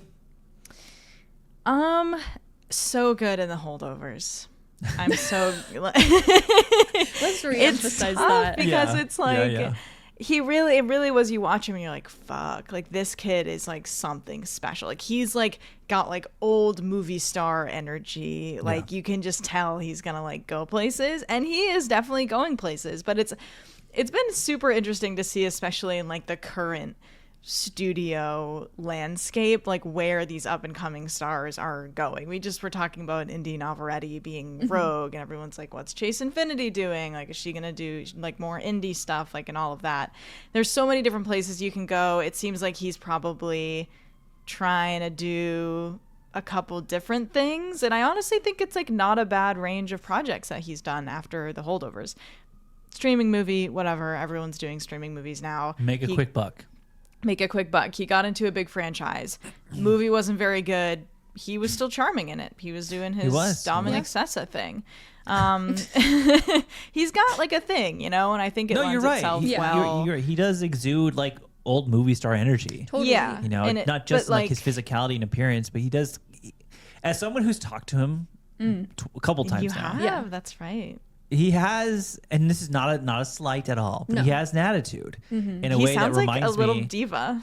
It reminds me of like old school Hollywood, and I think that's exciting for someone that young to know what he wants. at Yeah, least. definitely. Yeah. And so I think that this was a good direction for him to go now. He's got a couple of other projects under his belt. Now he's like leading a biopic, which is one of those roles that obviously we know of as getting people nominated for Oscars or even winning them, regardless of who you are, because people love imitations. They love biopic performances. And I thought that he did a great job. Yeah. I agree. You know what I was going to say in response to that, though? I don't know if I see this as like an imitation of Bourdain, which is why I think I really love it.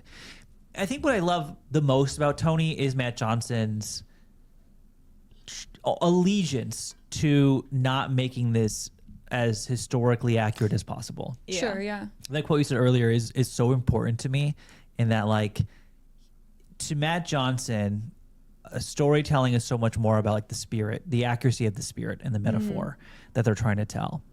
And like all the nitty gritty details in between are less important.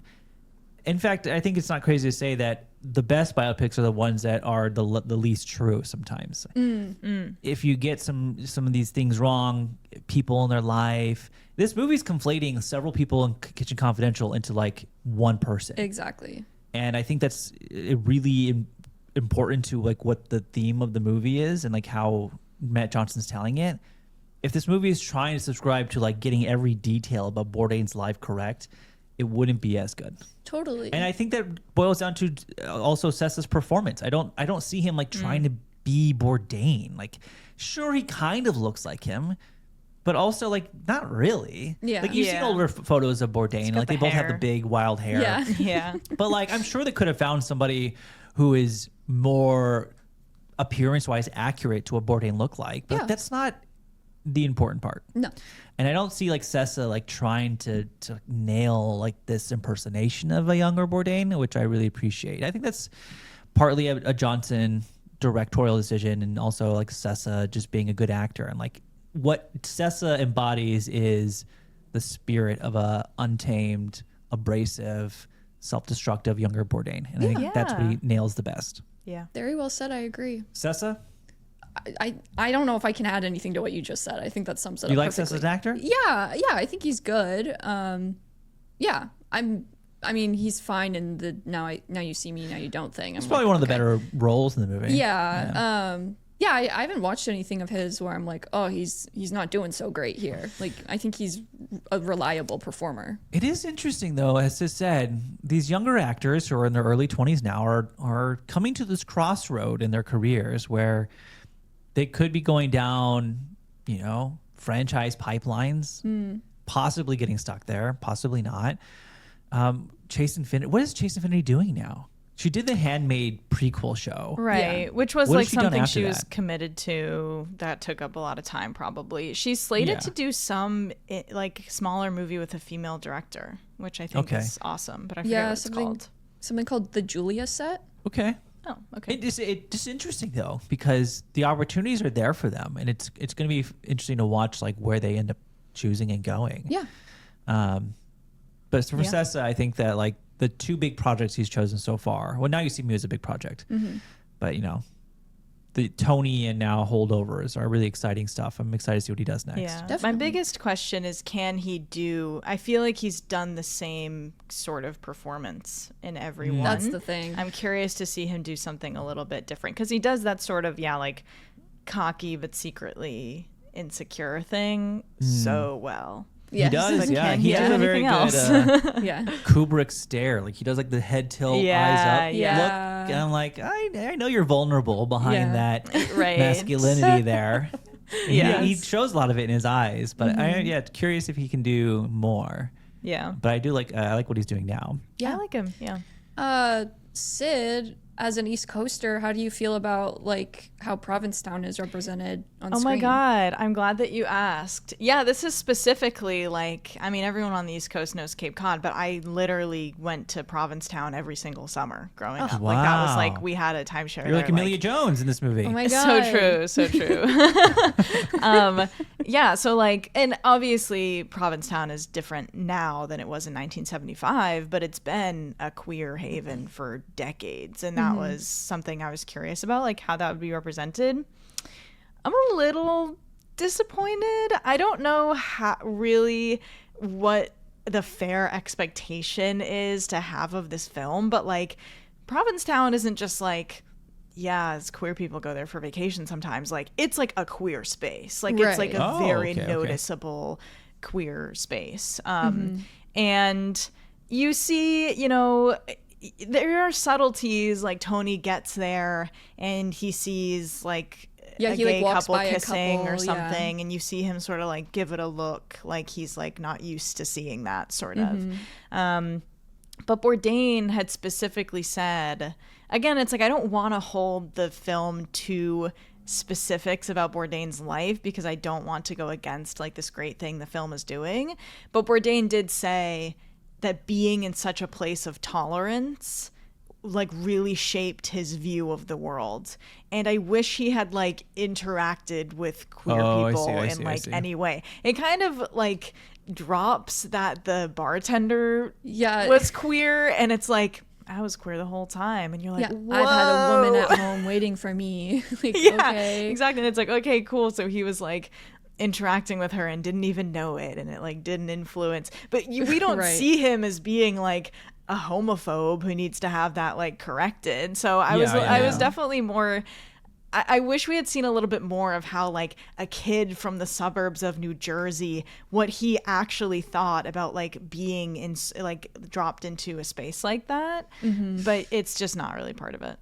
I wonder, again, this is because I've read Kitchen Confidential, but like Bourdain's family, pretty affluent. I mean, they're traveling to Europe constantly. Right. So I wonder for him how much of that is a culture shock, really, if he's spending time traveling so much as a young person. I mean, this is a guy who's already like experienced oysters in a big way. I'm in my 30s. I've never had oysters. You've never had oysters? I haven't Oysters either. are No, great. I would not. I do not want to have. You guys don't want to give slurp them them up? No. They're I don't so want to slurp up any good. food. If any food requires me It's to an slurp it, aphrodisiac. I would never.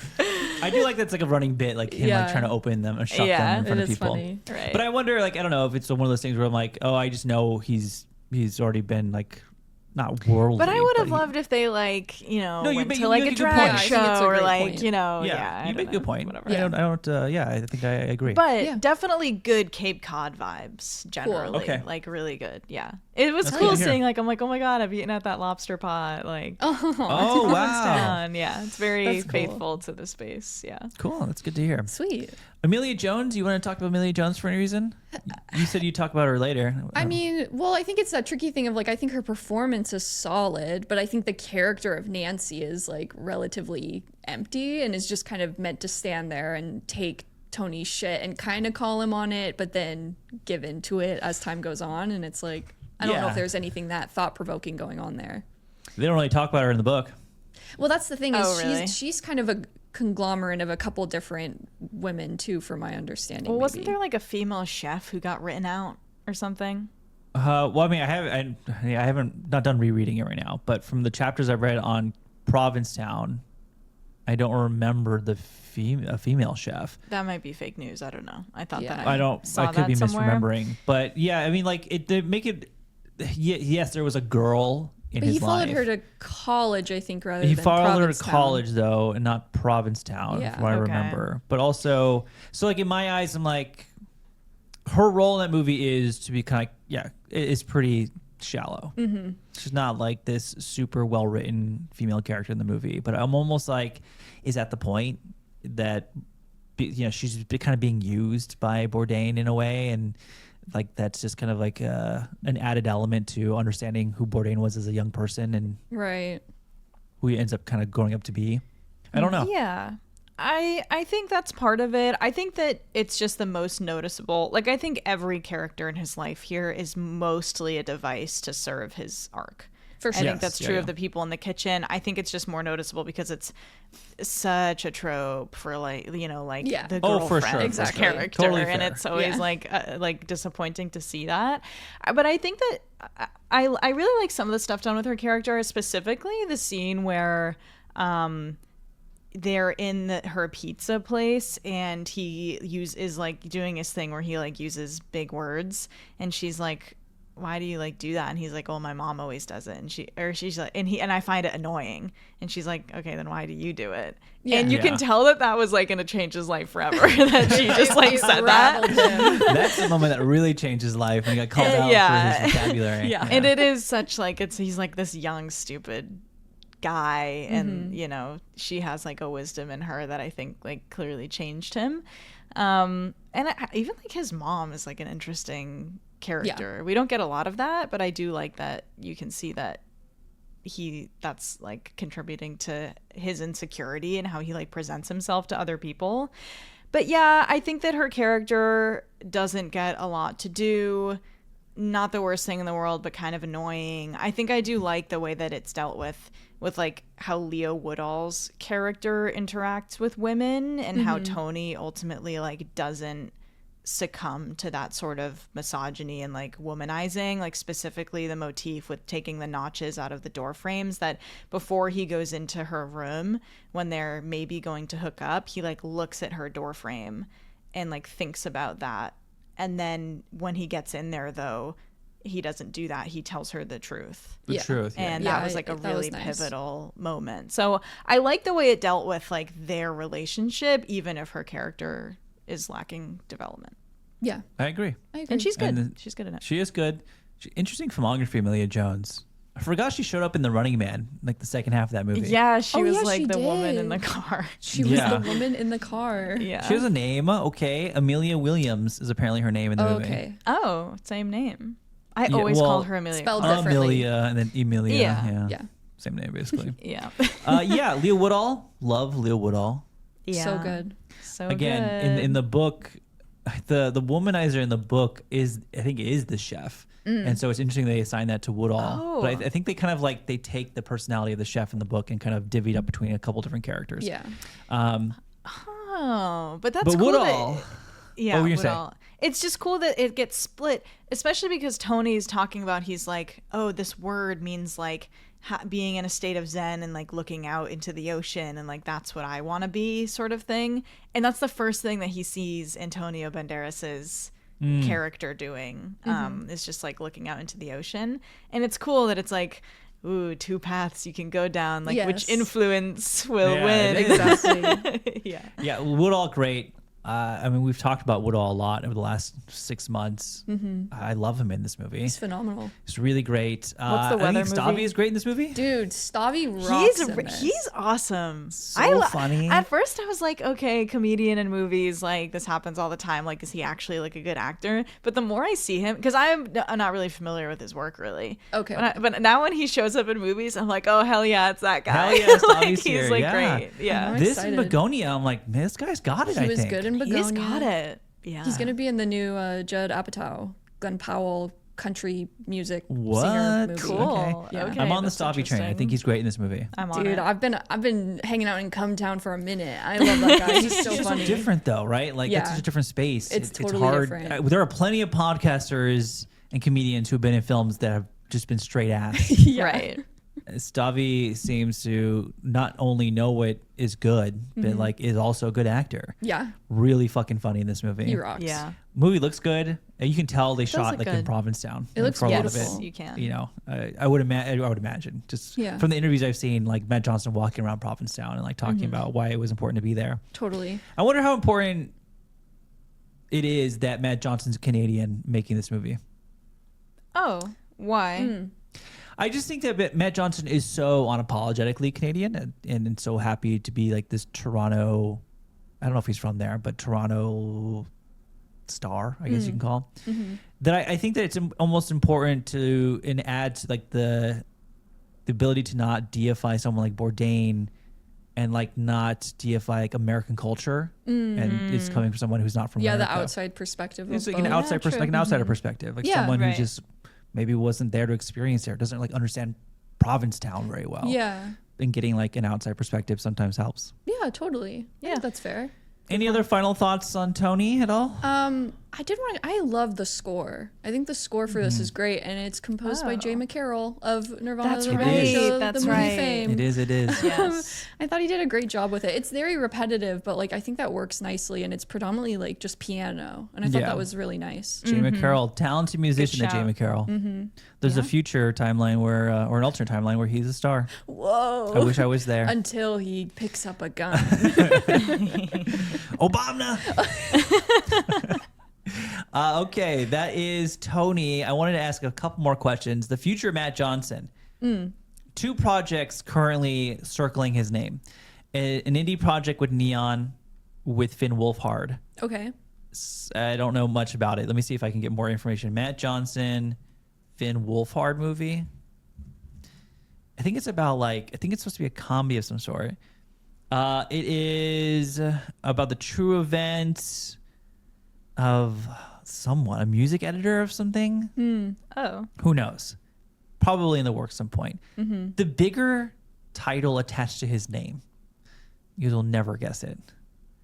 Oh. It's a huge IP that he potentially will direct. He talked about it on The Big Picture with Sean Fennessy. Oh. About But tapping it's not into it. like super known that he's doing this.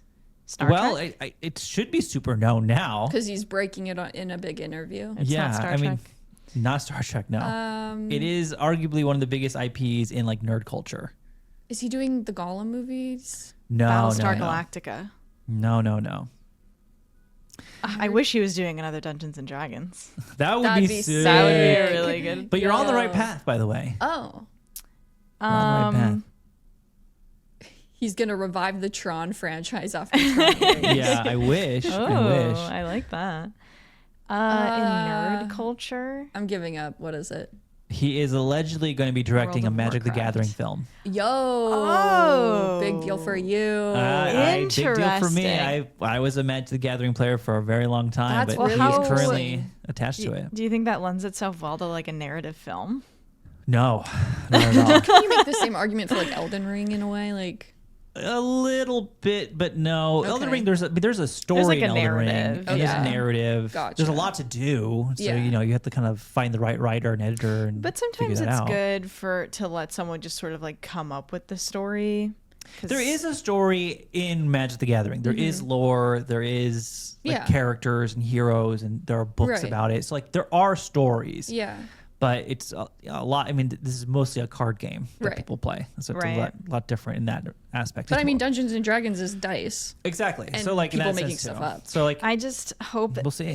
they don't make him do like, ooh, we were playing Magic the Gathering and we got like sucked into the cards and it that's- stars I Jack hopefully Black. not. I Hopefully don't think they not. go down that route. I hope to God they don't. I don't need another like isekai type of movie, Yeah. Minecraft or whatever. We gotta do Just live in the D&D world. route. Yeah, Just live live in the world. There's so much to do. It's almost scary. Yeah. But Johnson's now like 3 for 3 for his big features for me. I don't. Sweet. I'm not worried about it. Yeah, it'll Yeah, be. I bet it'll that's be fun. good. That's really fun. I'll add 2. It's still not out, which is a bummer, but Matt Johnson executive produced the film Crashland that premiered at South by that Sid and I watched. And it was really awesome. Someone Good. needs to buy It's that a movie and put cute it out. movie. It's Yeah. fun. That's the what's this Gabriel LaBelle film? And Film Wolfhard. And Finn Oh, Wolfhard. and Finn Wolfhard. Yeah. Both Him the and real Finn. deal. I love those Yeah. guys. Yeah. Yeah. Finn Wolfhard and Sadie Sink, the only 2 actors that come out of that Stranger Things thing that matter at this point. That's true. I like Millie Bobby Brown. Hey, I'm happy for her a for flat making money, earther. and she. I want her to be. I want all of them to be successful and happy. But so far, it seems that those are the only 2 doing anything. Yeah, that's true. True. Caleb McLaughlin, that guy's talented. Why is he not doing more stuff? He is talented. Yeah, Wasn't he he in something is. recently? He was in Concrete Cowboy on Netflix Oh, like 2 years ago. Yeah, maybe that's Yeah. what I'm thinking of. That guy's talented. I Yeah. want to see him in more stuff. Yeah. I have some upcoming biopics if we want to do rapid fire Oh, Lord. excitement level. Oh, great. Yes, please tell us the upcoming biopics. I'm sure we're all Now- very excited. This is like a comprehensive list from about a year ago, so I don't know. I'll try to pick out the ones I like know are still in development. Ridley Scott's "You Should Be Dancing," the Bee Gees biopic. Oh, it's 1. 3 out of 10. I don't care. That's gonna go triple platinum for like 70-year-olds. I'll tell you that much. If it ever Sure. gets made. Yeah. If it ever Dog gets Stars made. tanks, does Hollywood just rip the money out of Ridley Scott's hands? Never mind, guy. I don't Never know mind, but guy. are they gonna think it's a Ridley Scott issue? No, maybe not. I don't know. I think for that they'd just be like, well, people love the Bee Gees, so I love the Bee Gees. Do they love the Bee Gees still? Yes, people love the Bee Gees, but like Okay. older people. Okay. Yeah, legitimate boomers. Like not even baby Gen X and Yeah. boomers. Yeah, the guys who Yeah, go to movies all the it's time. true. Yeah. It's That's Yeah. the thing. Let's ask Gen Z how they feel about the Bee Gees. Yeah. Who? Okay, the Beatles movies. How are we more excited than last time we spoke about this? I think, I sent you guys those pictures After that seeing came the out. photos, Dude, which are not official the wigs are photos. bad. Well, The it's wigs looking be a little bad. rough. I'm I like give at a that a- solid 4 out of 10 excitement level. Okay. Okay. I'd probably kick it like a 2. I was gonna say 2. Yeah, Yeah. not looking It's- forward to They that. Too should not have much. cast 4 of the biggest actors working today. Yeah, I think that was a mistake. They should have done like new talent. It should have been unrecognizable faces so we don't look at these guys and be like, oh, Barry Keoghan's Ringo? That yeah, looks you're like really looking weird. for him under Yeah. the wig. Yeah. I think they should have cast 4 nobodies. Yeah. It's I the agree. Beatles. They would have showed up regardless. That's the thing. Yeah. They're not showing up more because Paul Mescal is Paul McCartney. Maybe they right. are. I don't really know. I don't know about I'm that. not showing up because Paul Mescal is Paul McCartney. No. No, I don't think anyone's All right. caring about that. Tough. Okay, Barry Jenkins' "Be My Baby," starring Zendaya as Ronnie Spector, who was an American singer. Ooh, that's more intriguing. Barry Jenkins, yeah. 7 out of 10. I give it like a 6.5. I like Barry Jenkins. I'll go 6.5 too. Yeah, that Okay. Barry Jenkins and Zendaya makes me intrigued. I'm not on board with these titles being like just names of songs I know. I don't like that. I know. or like Be My Baby. Be better man. Yeah, Yeah, be Be better like man. better man. yeah, that's Be better, a man. good litmus test. Like Better Man was about being a better man, but all these Yeah. other biopics are just about the songs Yeah. and not something deeper. You hear that, Okay. Robbie? We love your movie. Rob- love you, Robbie. so Oh my much. God, I wanna meet him. Robbie. I love Someone him, do a he's so super funny. cut of every time we talk We about talk We about literally Robbie. should and send it to him. It'll last Notice like 2 us, hours. Notice us. It literally would be. Man, remember that Rocky okay. J sequence? Oh my god. So good. Yeah. Okay, Martin Scorsese's Sinatra, starring Leonardo DiCaprio and Jennifer Lawrence.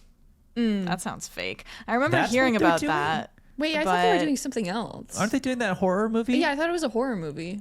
Yeah, I know. So maybe this was like Fake it was cast, rumored real to be movie? that, but I would watch that. Martin I mean, I would Scorsese's watch it. Sinatra? Yeah, I'd give that like a 6. Is he gonna make it with AI?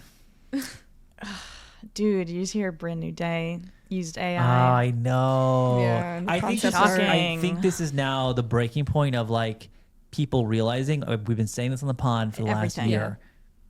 AI is being used in movies. Yeah. Whether you like it or not, It's happening. it's happening. It's It's everywhere. fucking shitty. I wish it really wasn't happening. sucks. I'm not saying we accept it and roll over and move No. on, but like I think that I know there's a lot of was a lot of hubbub when A24 signed that deal. When that happened, I was like, are we forgetting? Like Netflix is using it. Yeah. Sony's Yeah. using it. Yeah. Disney's using it. Yeah. Like it's okay to be upset. We should be upset and we should be trying to get it out of our movies. But like this is, I think, the reminder, a very painful reminder, like it's being fucking used everywhere. Right. We just don't We know have to it. be Yeah, you just don't realistic realize. about the fact that it is happening. Like this shouldn't be surprising, and it's probably being used a lot more on these movies Than what we know. We even Oh, know. for sure. Yeah, exactly. It sucks. Like, but like, what do we do? Like, I don't know what we do. Like, I think when it starts to appear in movies in generative AI, like the Ice Cream Man movie, Yeah, it's just not touching that. not touching that shit. Get Yeah, the fuck out of fuck here. that. Like, what Yeah. do you do when retroactively we learn, oh fuck, Brand New Day, which just made $2 billion. Yeah. oh, they use AI for concept art. Right. Like, what do we do? Yeah. Supergirl. Supergirl did it too. Supergirl. Yeah. Like, Which I means just- that means that these are like the practices they are using to make all of these movies. Most guarantee you, likely, Doomsday's using it. Oh, for sure. Guarantee you. It's probably in And the so, movie. like, I don't know like what we do in this position. You know, Yeah. I don't know how this is a battle we can win. But I don't want to stop fighting either. No. Yeah. Yeah, I don't know. It's just like, I guess, hoping the bubble bursts. Stay aware. It's just so crazy. And the craziest part about like New York City concept art, it's like the place just exists, go. dude. Just go to the city. It's right there. It's right there. Just take a photo. Yeah. Fuck. It's Lazy. so, that's the thing that kills me. I'm like, all of this already exists. It's right there. Yeah. I don't know what we do. I don't know. Fucking sucks though. All right. Anyways, Oopsie. who's that girl starring Julia Garner as Madonna? Oh my god! At first, I was like, they're doing a new girl biopic. Who's that? This has been in the works for so long. I don't know. Like a 5 2? out of 10. I Okay, don't care. 4 or 5. Yeah. Yeah, 3. I'll give it a 3. Okay. John M. Chu's The Woman in Me, the Britney Spears biopic. I give that a hefty 1. Oh Lord. Yeah, I give that like a -2. Don't do that. Leave her alone. I do not What? want anyone making a John Britney M. Spears Chu's biopic. Britney I Spears know. movie. That's whack. Sounds like I nightmared that. Yeah. 1.5 out of 10. Okay. Okay. Oh, Paul King's Fred Astaire biopic starring Tom Holland. 7. Okay. Yeah, me too, actually. Tom Holland has the juice to play Fred Astaire. Yeah, That boy I can think he could do dance. it. And That he boy can dance. He can dance. Yeah. He can dance. And Paul King, that guy can direct. Yeah. Yeah, he can. Yeah. And Did he doesn't do, have- yeah, I think it could work. Kingdom Planet Apes? No. Oh, That no, was, he did. Is he Paddington? Yeah, Yes. and Wonka. And Wonka. And Wonka. Who is the Kingdom of the Planet of That's Apes? Wes Ball Oh, West Ball. doing Oh. the future Zelda movie. Yes, he's doing Zelda. Yeah. Okay. It says there's a Craig Brewer Snoop Dogg biopic. 2 Okay. out of 10. Yeah. What? I don't. Yeah, I'll give it a 3. Chris Rock's Martin Luther King Jr. film. He has I- a movie coming out. I This will, year. yeah, once I see Misty Green, Misty then I'll Green have a will better be- idea of his Okay. directorial All right. powers. We can table that. We'll table that one. Ang Lee's Bruce Lee biopic starring Ang's son, Mason Lee. Oh. 9 out of 10. Yeah, that's like an 8. Yeah, I think that sounds exciting. By the way, if I these trust are Ang no Lee. longer in production or we haven't heard news about it, at one point they were going to happen. Or Oh, maybe okay, were so going these to might happen. not So. Who knows if this is actually in development? I love Ang Lee. Yeah. And Bruce Lee biopic. But they've tried a couple times already. Josh Gad's Chris Farley biopic starring Paul Walter Hauser. What? I don't know if we need to do that. I don't think we need to do that Yeah, either. we could I just don't know if not we do need that. to do that. Okay. Oh, David O. Russell's Linda Ronstadt 1, biopic 0. starring Selena Gomez. -2. Yeah, not Zero. watching. No, Thanks, we're though. good. Yeah, no, thank you. What movie JJ is he making though? What, David O. Russell? Yeah, what was the movie? Yeah, what was I didn't even hear you. I just Yeah, went, Linda Linda Ronstadt starring Who? Selena Gomez. Linda Ronstadt starring Selena Gomez. Oh, Oh, she's a second. yeah, still -2. Yeah, no. Let's see. J.J. Abrams' U2 biopic series for Netflix. No, not watching. No, I don't Is it going to be care. about when Okay. they put that album on everyone's iTunes? If it's just about It's the just week that. of them putting the shadow drop of their album on my Yeah, iPhone that at that would point be or my funny. iTunes. Oh my god. I wanna can see watch the Matt week. Johnson doing that. That's a biopic I That's watch. such a fun like cultural phenomena of waking up and having a U2 U2 album album? on your iPod. Yeah, That was so Where did that come wild. from? That was cool. Yeah, you too. Those are the big ones. It says like there's rumored to maybe be upcoming ones about Queen Latifah, Steve Harvey, Christy Martin, James Dean, Alexander McQueen, James Baldwin, Carole King. I'm kind of over it. Yeah, I'm over it. I really been don't over have it. much We're of good. any Make a interest. Turning it- documentary, make a concert film. Yeah, do all those things. I'm good. Make something Don't need like to watch Tony. the biopic. Yeah. Yeah. Yeah.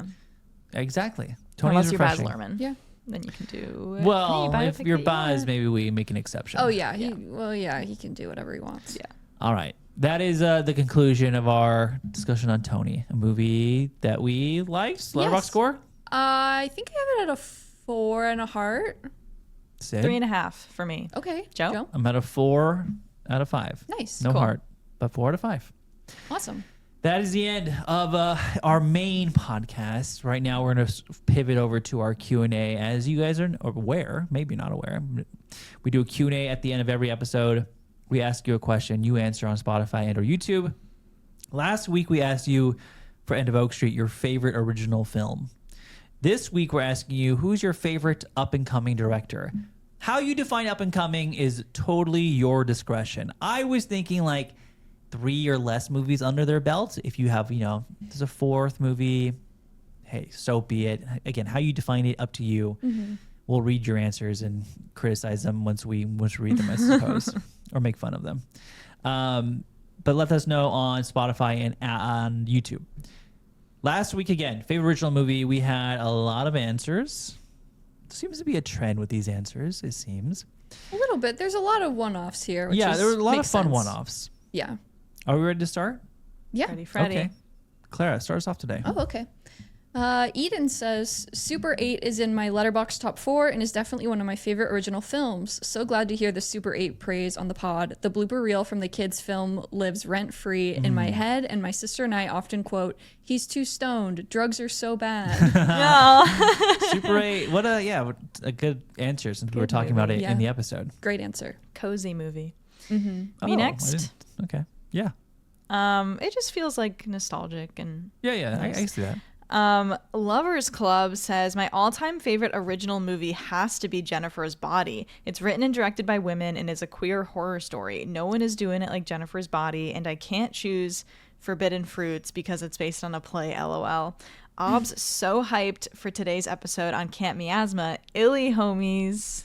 Illy. Illy. Shit, is that a thing now? Yeah, Illy well, 'cause we too, keep Illy reading too. it. Fuck, we made it a thing.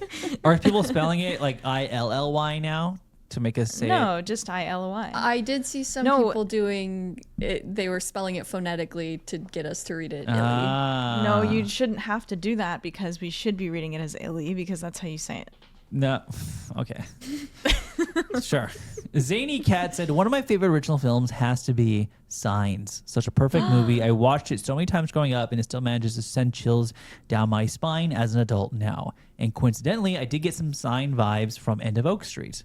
Oh, Yes, yeah. me too. Me too. Awesome. Good shout.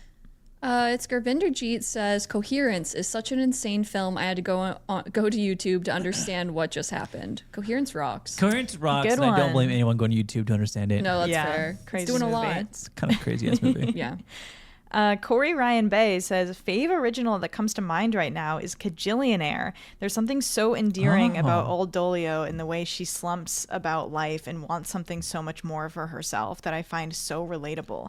There's a part of the movie where a sick old man knows there are people in his home, but he lets them do whatever they want as long as they make regular family noise. That is so beautifully gut-wrenching that I think about it at least once a day. Also, shout out to Sunshine, Sorry Baby, and Past Lives. Wow. Yeah, Kajillionaire is really great. I love people that should I haven't watch seen it in a long time. Miranda Good July movie. is a great filmmaker. Julia Burke said Megan Park is really killing it with original content. My Old Ass was one of my favorite movies of 2024, and not a movie, but her TV show Sterling Point has taken over my brain recently. Yeah. By the way, Verity is one of the best books I've ever read, so I'm holding out hope for the movie. Whoa, T. Verity Okay, endorsement. Good to know. Good to know. I'll start I it have it. soon. Oh, you got it? I Yeah, have we it. should all read it. We're all gonna read it. Okay, Book I'll go to the club library. for Book Verity. Club. That'd be kind of fun, actually. Yeah, it would. Okay, and now it's my turn. Yeah. Yeah. Okay. Marley Na says, as of late, it's Teenage Sex and Death. I've never seen another movie like it. I was in awe. Yay. Oh, love that. Cool. Love that. Nice. Kate says, it's so hard to choose, but in honor of my 4 favorites, Summer Edition, La Chimera is an absolutely fantastic original film. Alice Rohrwacher, I'm not sure if that's how you pronounce it, and Josh O'Connor are a magical match, and I can't wait to see them back together in 3 Incestuous Sisters, even if it's an adaptation.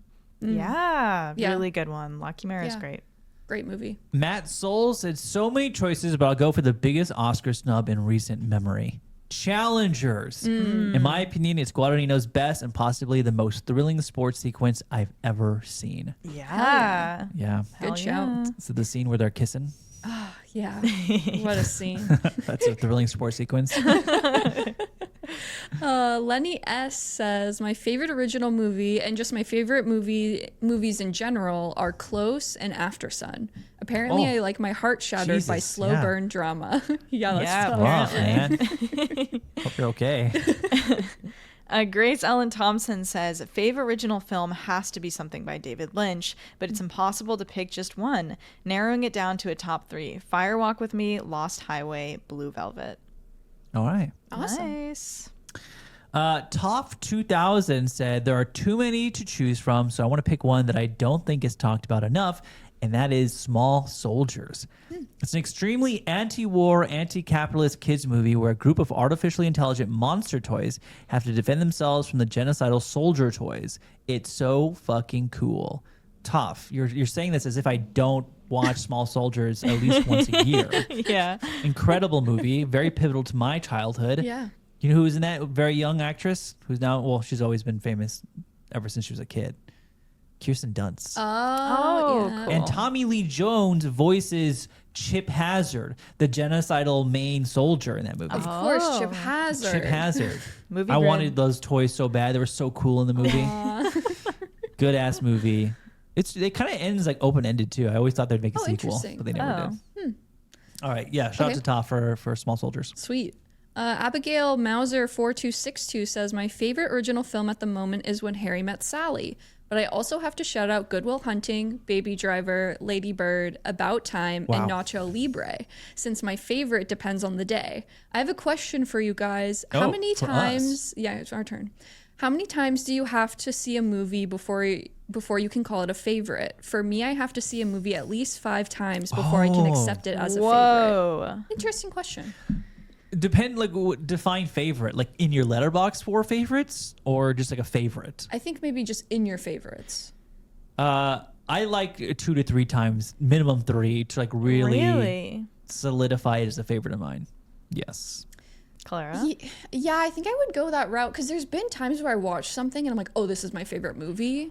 And then I'll like throw it on my little list of that. But then I'm like, oh, but I haven't revisited it. Like, is it really a favorite if I'm not revisiting it? That's the thing. Like, if it's a favorite, you should have this like itch to want to revisit it. Although I would say After Sun is like one of my favorite films. I'm legally not allowed to rewatch After Sun because it will fuck me up too bad. Yeah, I mean, there's exceptions maybe to There the are rule. exceptions to the rule, but yeah, I would say in general, I'm watching a movie probably at least 3 times before I would say consider 3 it. for me. I like 3. Sid? 1. I'm not like Oh. a big rewatcher. I mean, I've said that before. Like, my dad was very against rewatching movies. She 'cause says he's that know, she's I've- seen both these movies twice, by the way. Tony and well, Miasma. but Well, that's for for, work, the for work, podcast. for It's- work. Yeah, it's We're for working. work. Just pointing it out. Yeah, I think that a movie can move you so much or just Yeah. have such a big impact on you that you're like. But what if and you hate it that on the second time around? Or what if you like it less?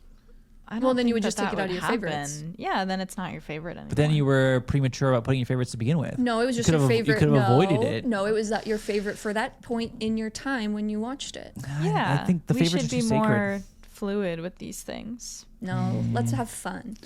Yeah. Yes. Although I'm saying that and I haven't changed my letterbox top 4 in like years. Yeah, I'm I not change really mine all the changing time. mine anymore just because I like the look of them. That's the- the that What is is color on your 4 right aesthetic. now? Yeah, what is your 4? My 4 right now is The Village, Amadeus,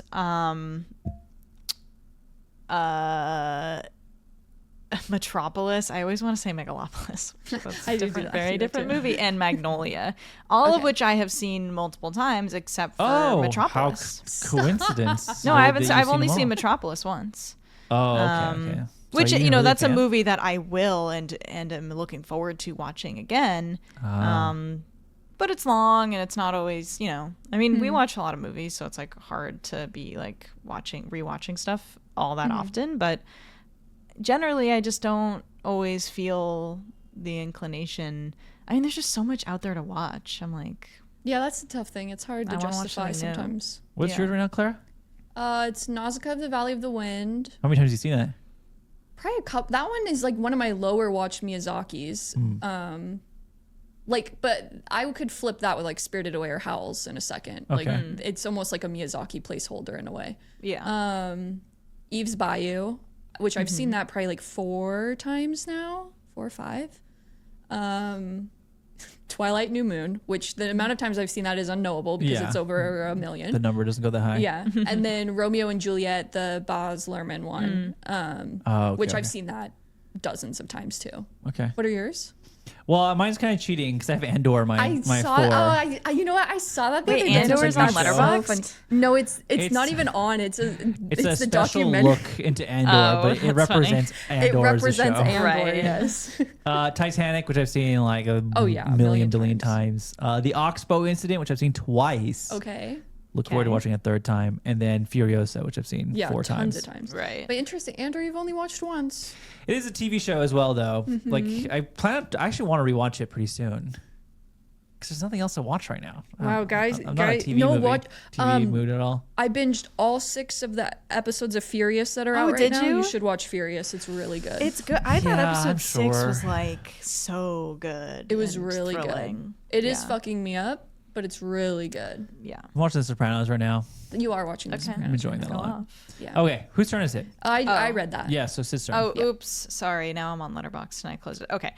Dear says, another House of Cinema banger, guys. Oh, thank you. Thank you. So kind. My favorite original movie is also my favorite movie, period, and that is Bottoms. The concept and screenplay is something I Whoa. feel like I would make up with my friends after watching a bunch of comedies, and it takes my favorite subgenre of all time, high school raunchy comedies, and puts a gay spin on it, which is everything I could ask for. It's also perfectly cast, hilarious, and an absolute blast. Yeah. Wow. Bottoms is fun. Really enjoyed it. Lots of queer films getting shouted out. That's awesome.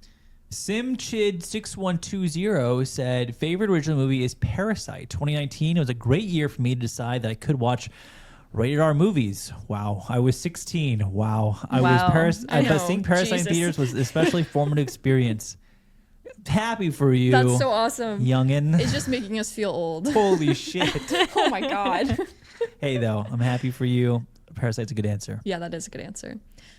Caleb McRobb says, my favorite original movie, if you don't count the album it's based off, is Sorry to Bother You. One of the most original and unique experiences I've had in a theater in my life. Cool. Awesome. Wow, Love that movie. that's a good one. movie. Dijon says, hey y'all, currently listening to this while packing my Dijon things. mustard. While packing my things for my last semester of undergrad, and the pod has been a Oh, great way to get my congrats. mind off the stress of that. So thanks for that. Wow, yeah, Good luck. congrats. Good luck in It's your going last to be a great semester. semester. You're going to kill it. Yeah. My And you get to join favorite. the workforce. Being Yeah. adults with the rest of us. Wait. Join us. Treasure the moments you're living in now. Get ready to be a pawn in the system. No, stop. A cog in the wheel. You watch The Matrix the day you graduate. My fave original film / my favorite film ever is Moonlight, a film that hit me so Yeah. hard that it changed my relationship with film from it being content to mindlessly absorb to something I genuinely want to engage with on an intellectual / emotional level. It fucks me up when I watch it, but I'll always love it. Wow. Love Moonlight. Yeah, that's always Yeah, such a the beautiful movie experience. Changed me as well. When I first saw it. I saw it alone in Yeah. the theater. I sat there crying by myself. I was like, oh, this is sad. That movie wrecks me. But I will say, I have to say this because I got in trouble during our originals draft because I drafted Moonlight, that's and Moonlight is technically right. not an original that's story. right. Isn't it It's based based, off like on an a- unreleased play. Yeah. Yes. Which we're counting it for this. By Q&A. the same, it is for it the this. same writer though? No, because doesn't Barry need to be. Jenkins wrote. Oh, did he Moonlight. write it too? Yeah. Good answer, though. Great answer. Moonlight rocks. B Anchor said, my absolute favorite original film is About Time. Seen it 5 times. Oh, that can be your favorite then. Since 2024. The last time I watched it, I cried 3 times. The film is equivalent of a warm hug. Additional shout outs because, dude, I love movies. Me too. Yeah. Sleepaway Camp, Bound, After Sun, 4 months, 3 weeks, and 2 days. The Descent, Sister Act, and Sorry Baby. God, I'm so queer? Question mark. Another great episode of the podcast, as always. Love the chemistry between the 3 of you. Thank you all for making my Mondays brighter. Illy, ILY hearts. Yeah. They put Aw. I like I, Yeah. L like the name, and then Yeah. Y. So I had to read it like Bless that. you. Illy too. Wow, that's Illy. we got Thank a you, horror Bianca. fan over there. Yeah, that's awesome. That's a good list though.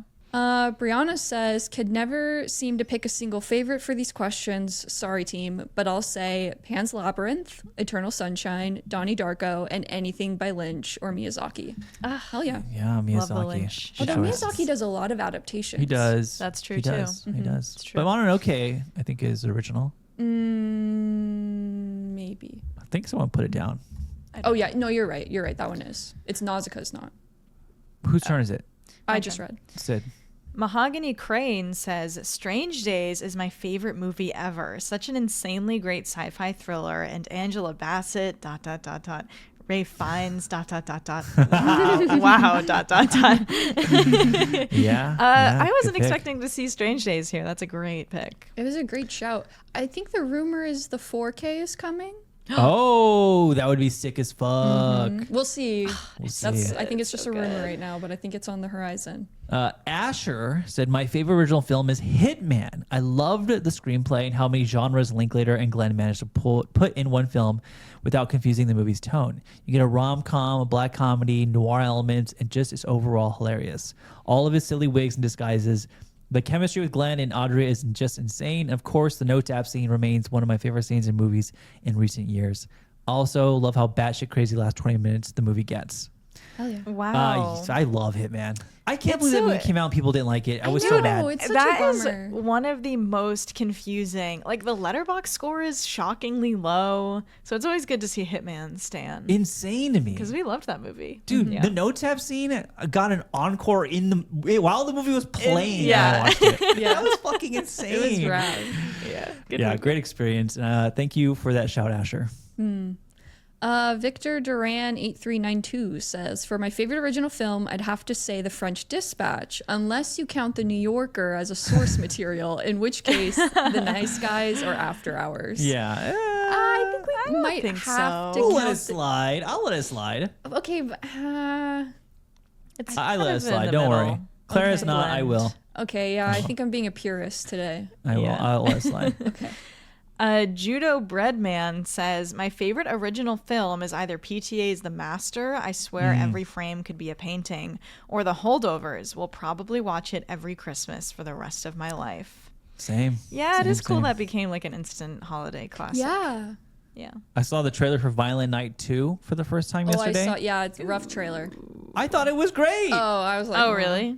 I mean, mine was Red Band, and I think maybe I'm just so enamored by Wham's Last Christmas. Yeah. So when they use that song during the trailer, I'm It was like, a great oh man, song. Yeah. I don't know, I was kind of enjoying it. Okay, I haven't seen it yet. Fuck me, I guess. No, I like no. Violent Night too. Live your truth. Whose turn? My turn. It's your turn. Donge97. Don Gex 97. We do this every time. We've done this before. Don Gex. Don Gex 97. You know what, Dong? You let me know if I got it right. Or Don. I guess it's probably not Dong. You said dong, so It could be like, Dong X. I Could know. be Or Don Don Gex. Gex. Or Don Gex. Uh-huh. So if you could let us know. Yeah, I Don think we might need an GX. answer at this point. I want to call you Dong. When it comes to originals, I'm just a basic guy. I'm just a basic guy. I think my top three are probably Emperor's New Groove, great, Finding Nemo, and the top spot breaks from Disney to go to La La Land. They are all so colorful, move me to tears, and make me smile. P.S. This exercise was also super hard because there's so many movies I love that got ruled out because they're based on novels I've never heard of or short stories. Yeah, that tends to be the case That for a is lot of the these case. movies. Yeah. It's always Don't worry, a Dong. surprise. We understand. Joe. Okay, says my favorite original movie and favorite movie ever, point blank, is The Grand Budapest Hotel. Yes, Anderson. Oh, I thought you were going to be Point Blank. Oh. that's not a movie, is it? Point Blank. Break. Is Is I thought he said Point Break. I was like, oh, I love Point Break. Point Break rocks. Okay, Grand Budapest. Yeah, Grand Budapest Hotel. Yes, Anderson credits Stephen Zweig's work as an inspiration in the credits, but every awards body nominated it in original screenplay. Fair enough. You got it. I'm not persecuting I'll back you. off. I'll back off. Yeah. It's just an incredible tale of brotherhood, the creep of fascism, and nostalgia for a world that never existed. Ray Fiennes gives his best performance ever alongside Wes's best ensemble ever. Whoa. Gorgeous Ooh. movie too. Could yap forever about it. Some hot takes. Some big takes there. I rewatched that a couple years ago. It's up there. It's good. It's really good. Okay, but I rewatched it because we were saying that with a little reservation. Yeah, I and then haven't seen it in a long rewatched, time. And it's still good? It's earned All it. right. It's worth Yeah, I that. don't think of it as one of my favorite Wes Anderson films. I'm sure but it's great. maybe It's really If good. I rewatched it, I would. Jackson says my favorite original film I've seen has to be either Inception or Collateral. They are totally different kinds of movies, but I just love them both. Inception just has the most bizarre, mind-bending plot, and I just love all of Christopher Nolan's work. Collateral, however, is a thriller that keeps you on the edge of your seat. Jamie Foxx is phenomenal in this movie and should have won an Oscar. And Tom Cruise plays a villain, LOL. Shout out to Pete Berg, who is one of my favorite directors. Oh, Peter Berg. Peter Berg. What has Peter Berg done? I don't know. I don't know either. Nothing's coming to my brain right now. Peter Berg. Peter Berg. Lone Survivor, Battleship, Deepwater Horizon. Whoa. Okay, Sweet. so he's like, He's that guy. that's almost like a Paul Greengrass adjacent. Yeah. That's a good yeah. Making that's the a genre, great touch point. yeah. Yeah. Okay, cool. Awesome. Carter Rush. My favorite original movie is Sinners. I'm still chasing the feeling I felt witnessing the juke joint scene for the first time. We all that are. scene rocked. Yeah. And I don't think we'll ever Sydney do it texted me again. after she watched it. She's like, "Oh my god, the juke joint scene." Because you had seen it before us, right? Yeah. Yeah, dude. Yeah. It's so good. I was like, "Yeah, it was pretty crazy." Yeah. Steph O'Callahan says Wolfwalkers, Lars and the Real Girl, or by stretching the definition of original a bit, Galaxy Quest. Oh, that's original. Oh. Yeah, I think maybe Steph's making a joke about Galaxy Quest. Oh, because it's meta. It's meta. It's meta. Okay. Yeah, it's for I sure see. original story. Great picks. Good picks. Charm Day says fave original is either Grand Budapest Hotel, Wes's best IMO, or Spirited Away, literally the GOAT. Honorable mention for The Lunchbox, a Hindi film that I think you guys would really vibe with. Oh, Word. Okay, I'll put it on my good to watch know. list. Good to know. Awesome. Thank you. Let's see here. Armando Trevino said, my favorite original movie is Tremors All the Way. I love that shit since I was a strapping young lad at the age of like 5 or something. And it'll always hold a special place in my heart. Hell yeah, Trevino. I'm with you on that one. Hell yeah. Wow. That's a good one. JT Miller 100 says Nightcrawler and the original Alien are the first to come to mind, but there are so many. Those are good picks. Very Yeah. good. Last round, by the way. Okay. Oh, okay. Go ahead, Sid. Nati says my favorite is probably Naughty. Shaun of the Dead 2004. We know it, Shaun of the Dead. There are a ton of zombie films, but Shaun of the Dead feels very different and original with its comedy elements, and of course the Queen needle drop. I also love Edgar Wright's style in his earlier films. That's a really good shout. That's like a perfect movie.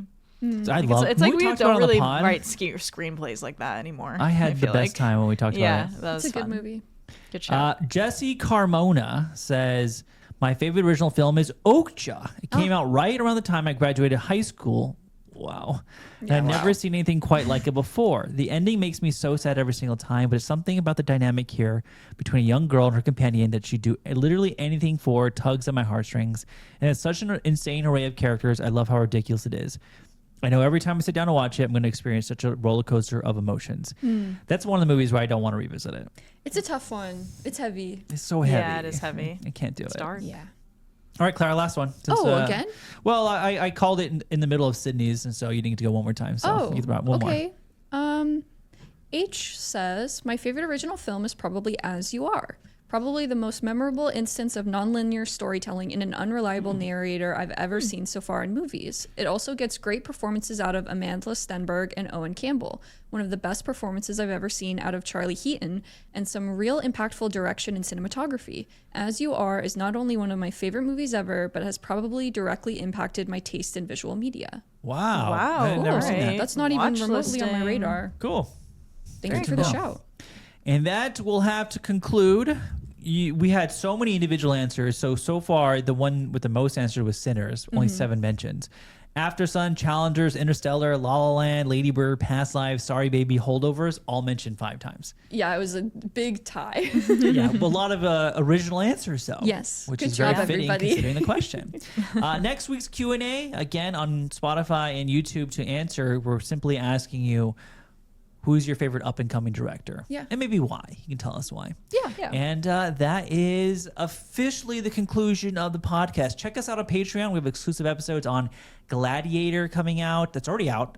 Gladiator's out already. Mm-hmm. We did an episode on, what was the other movie we did? We did Jurassic Park. We did Jurassic Park.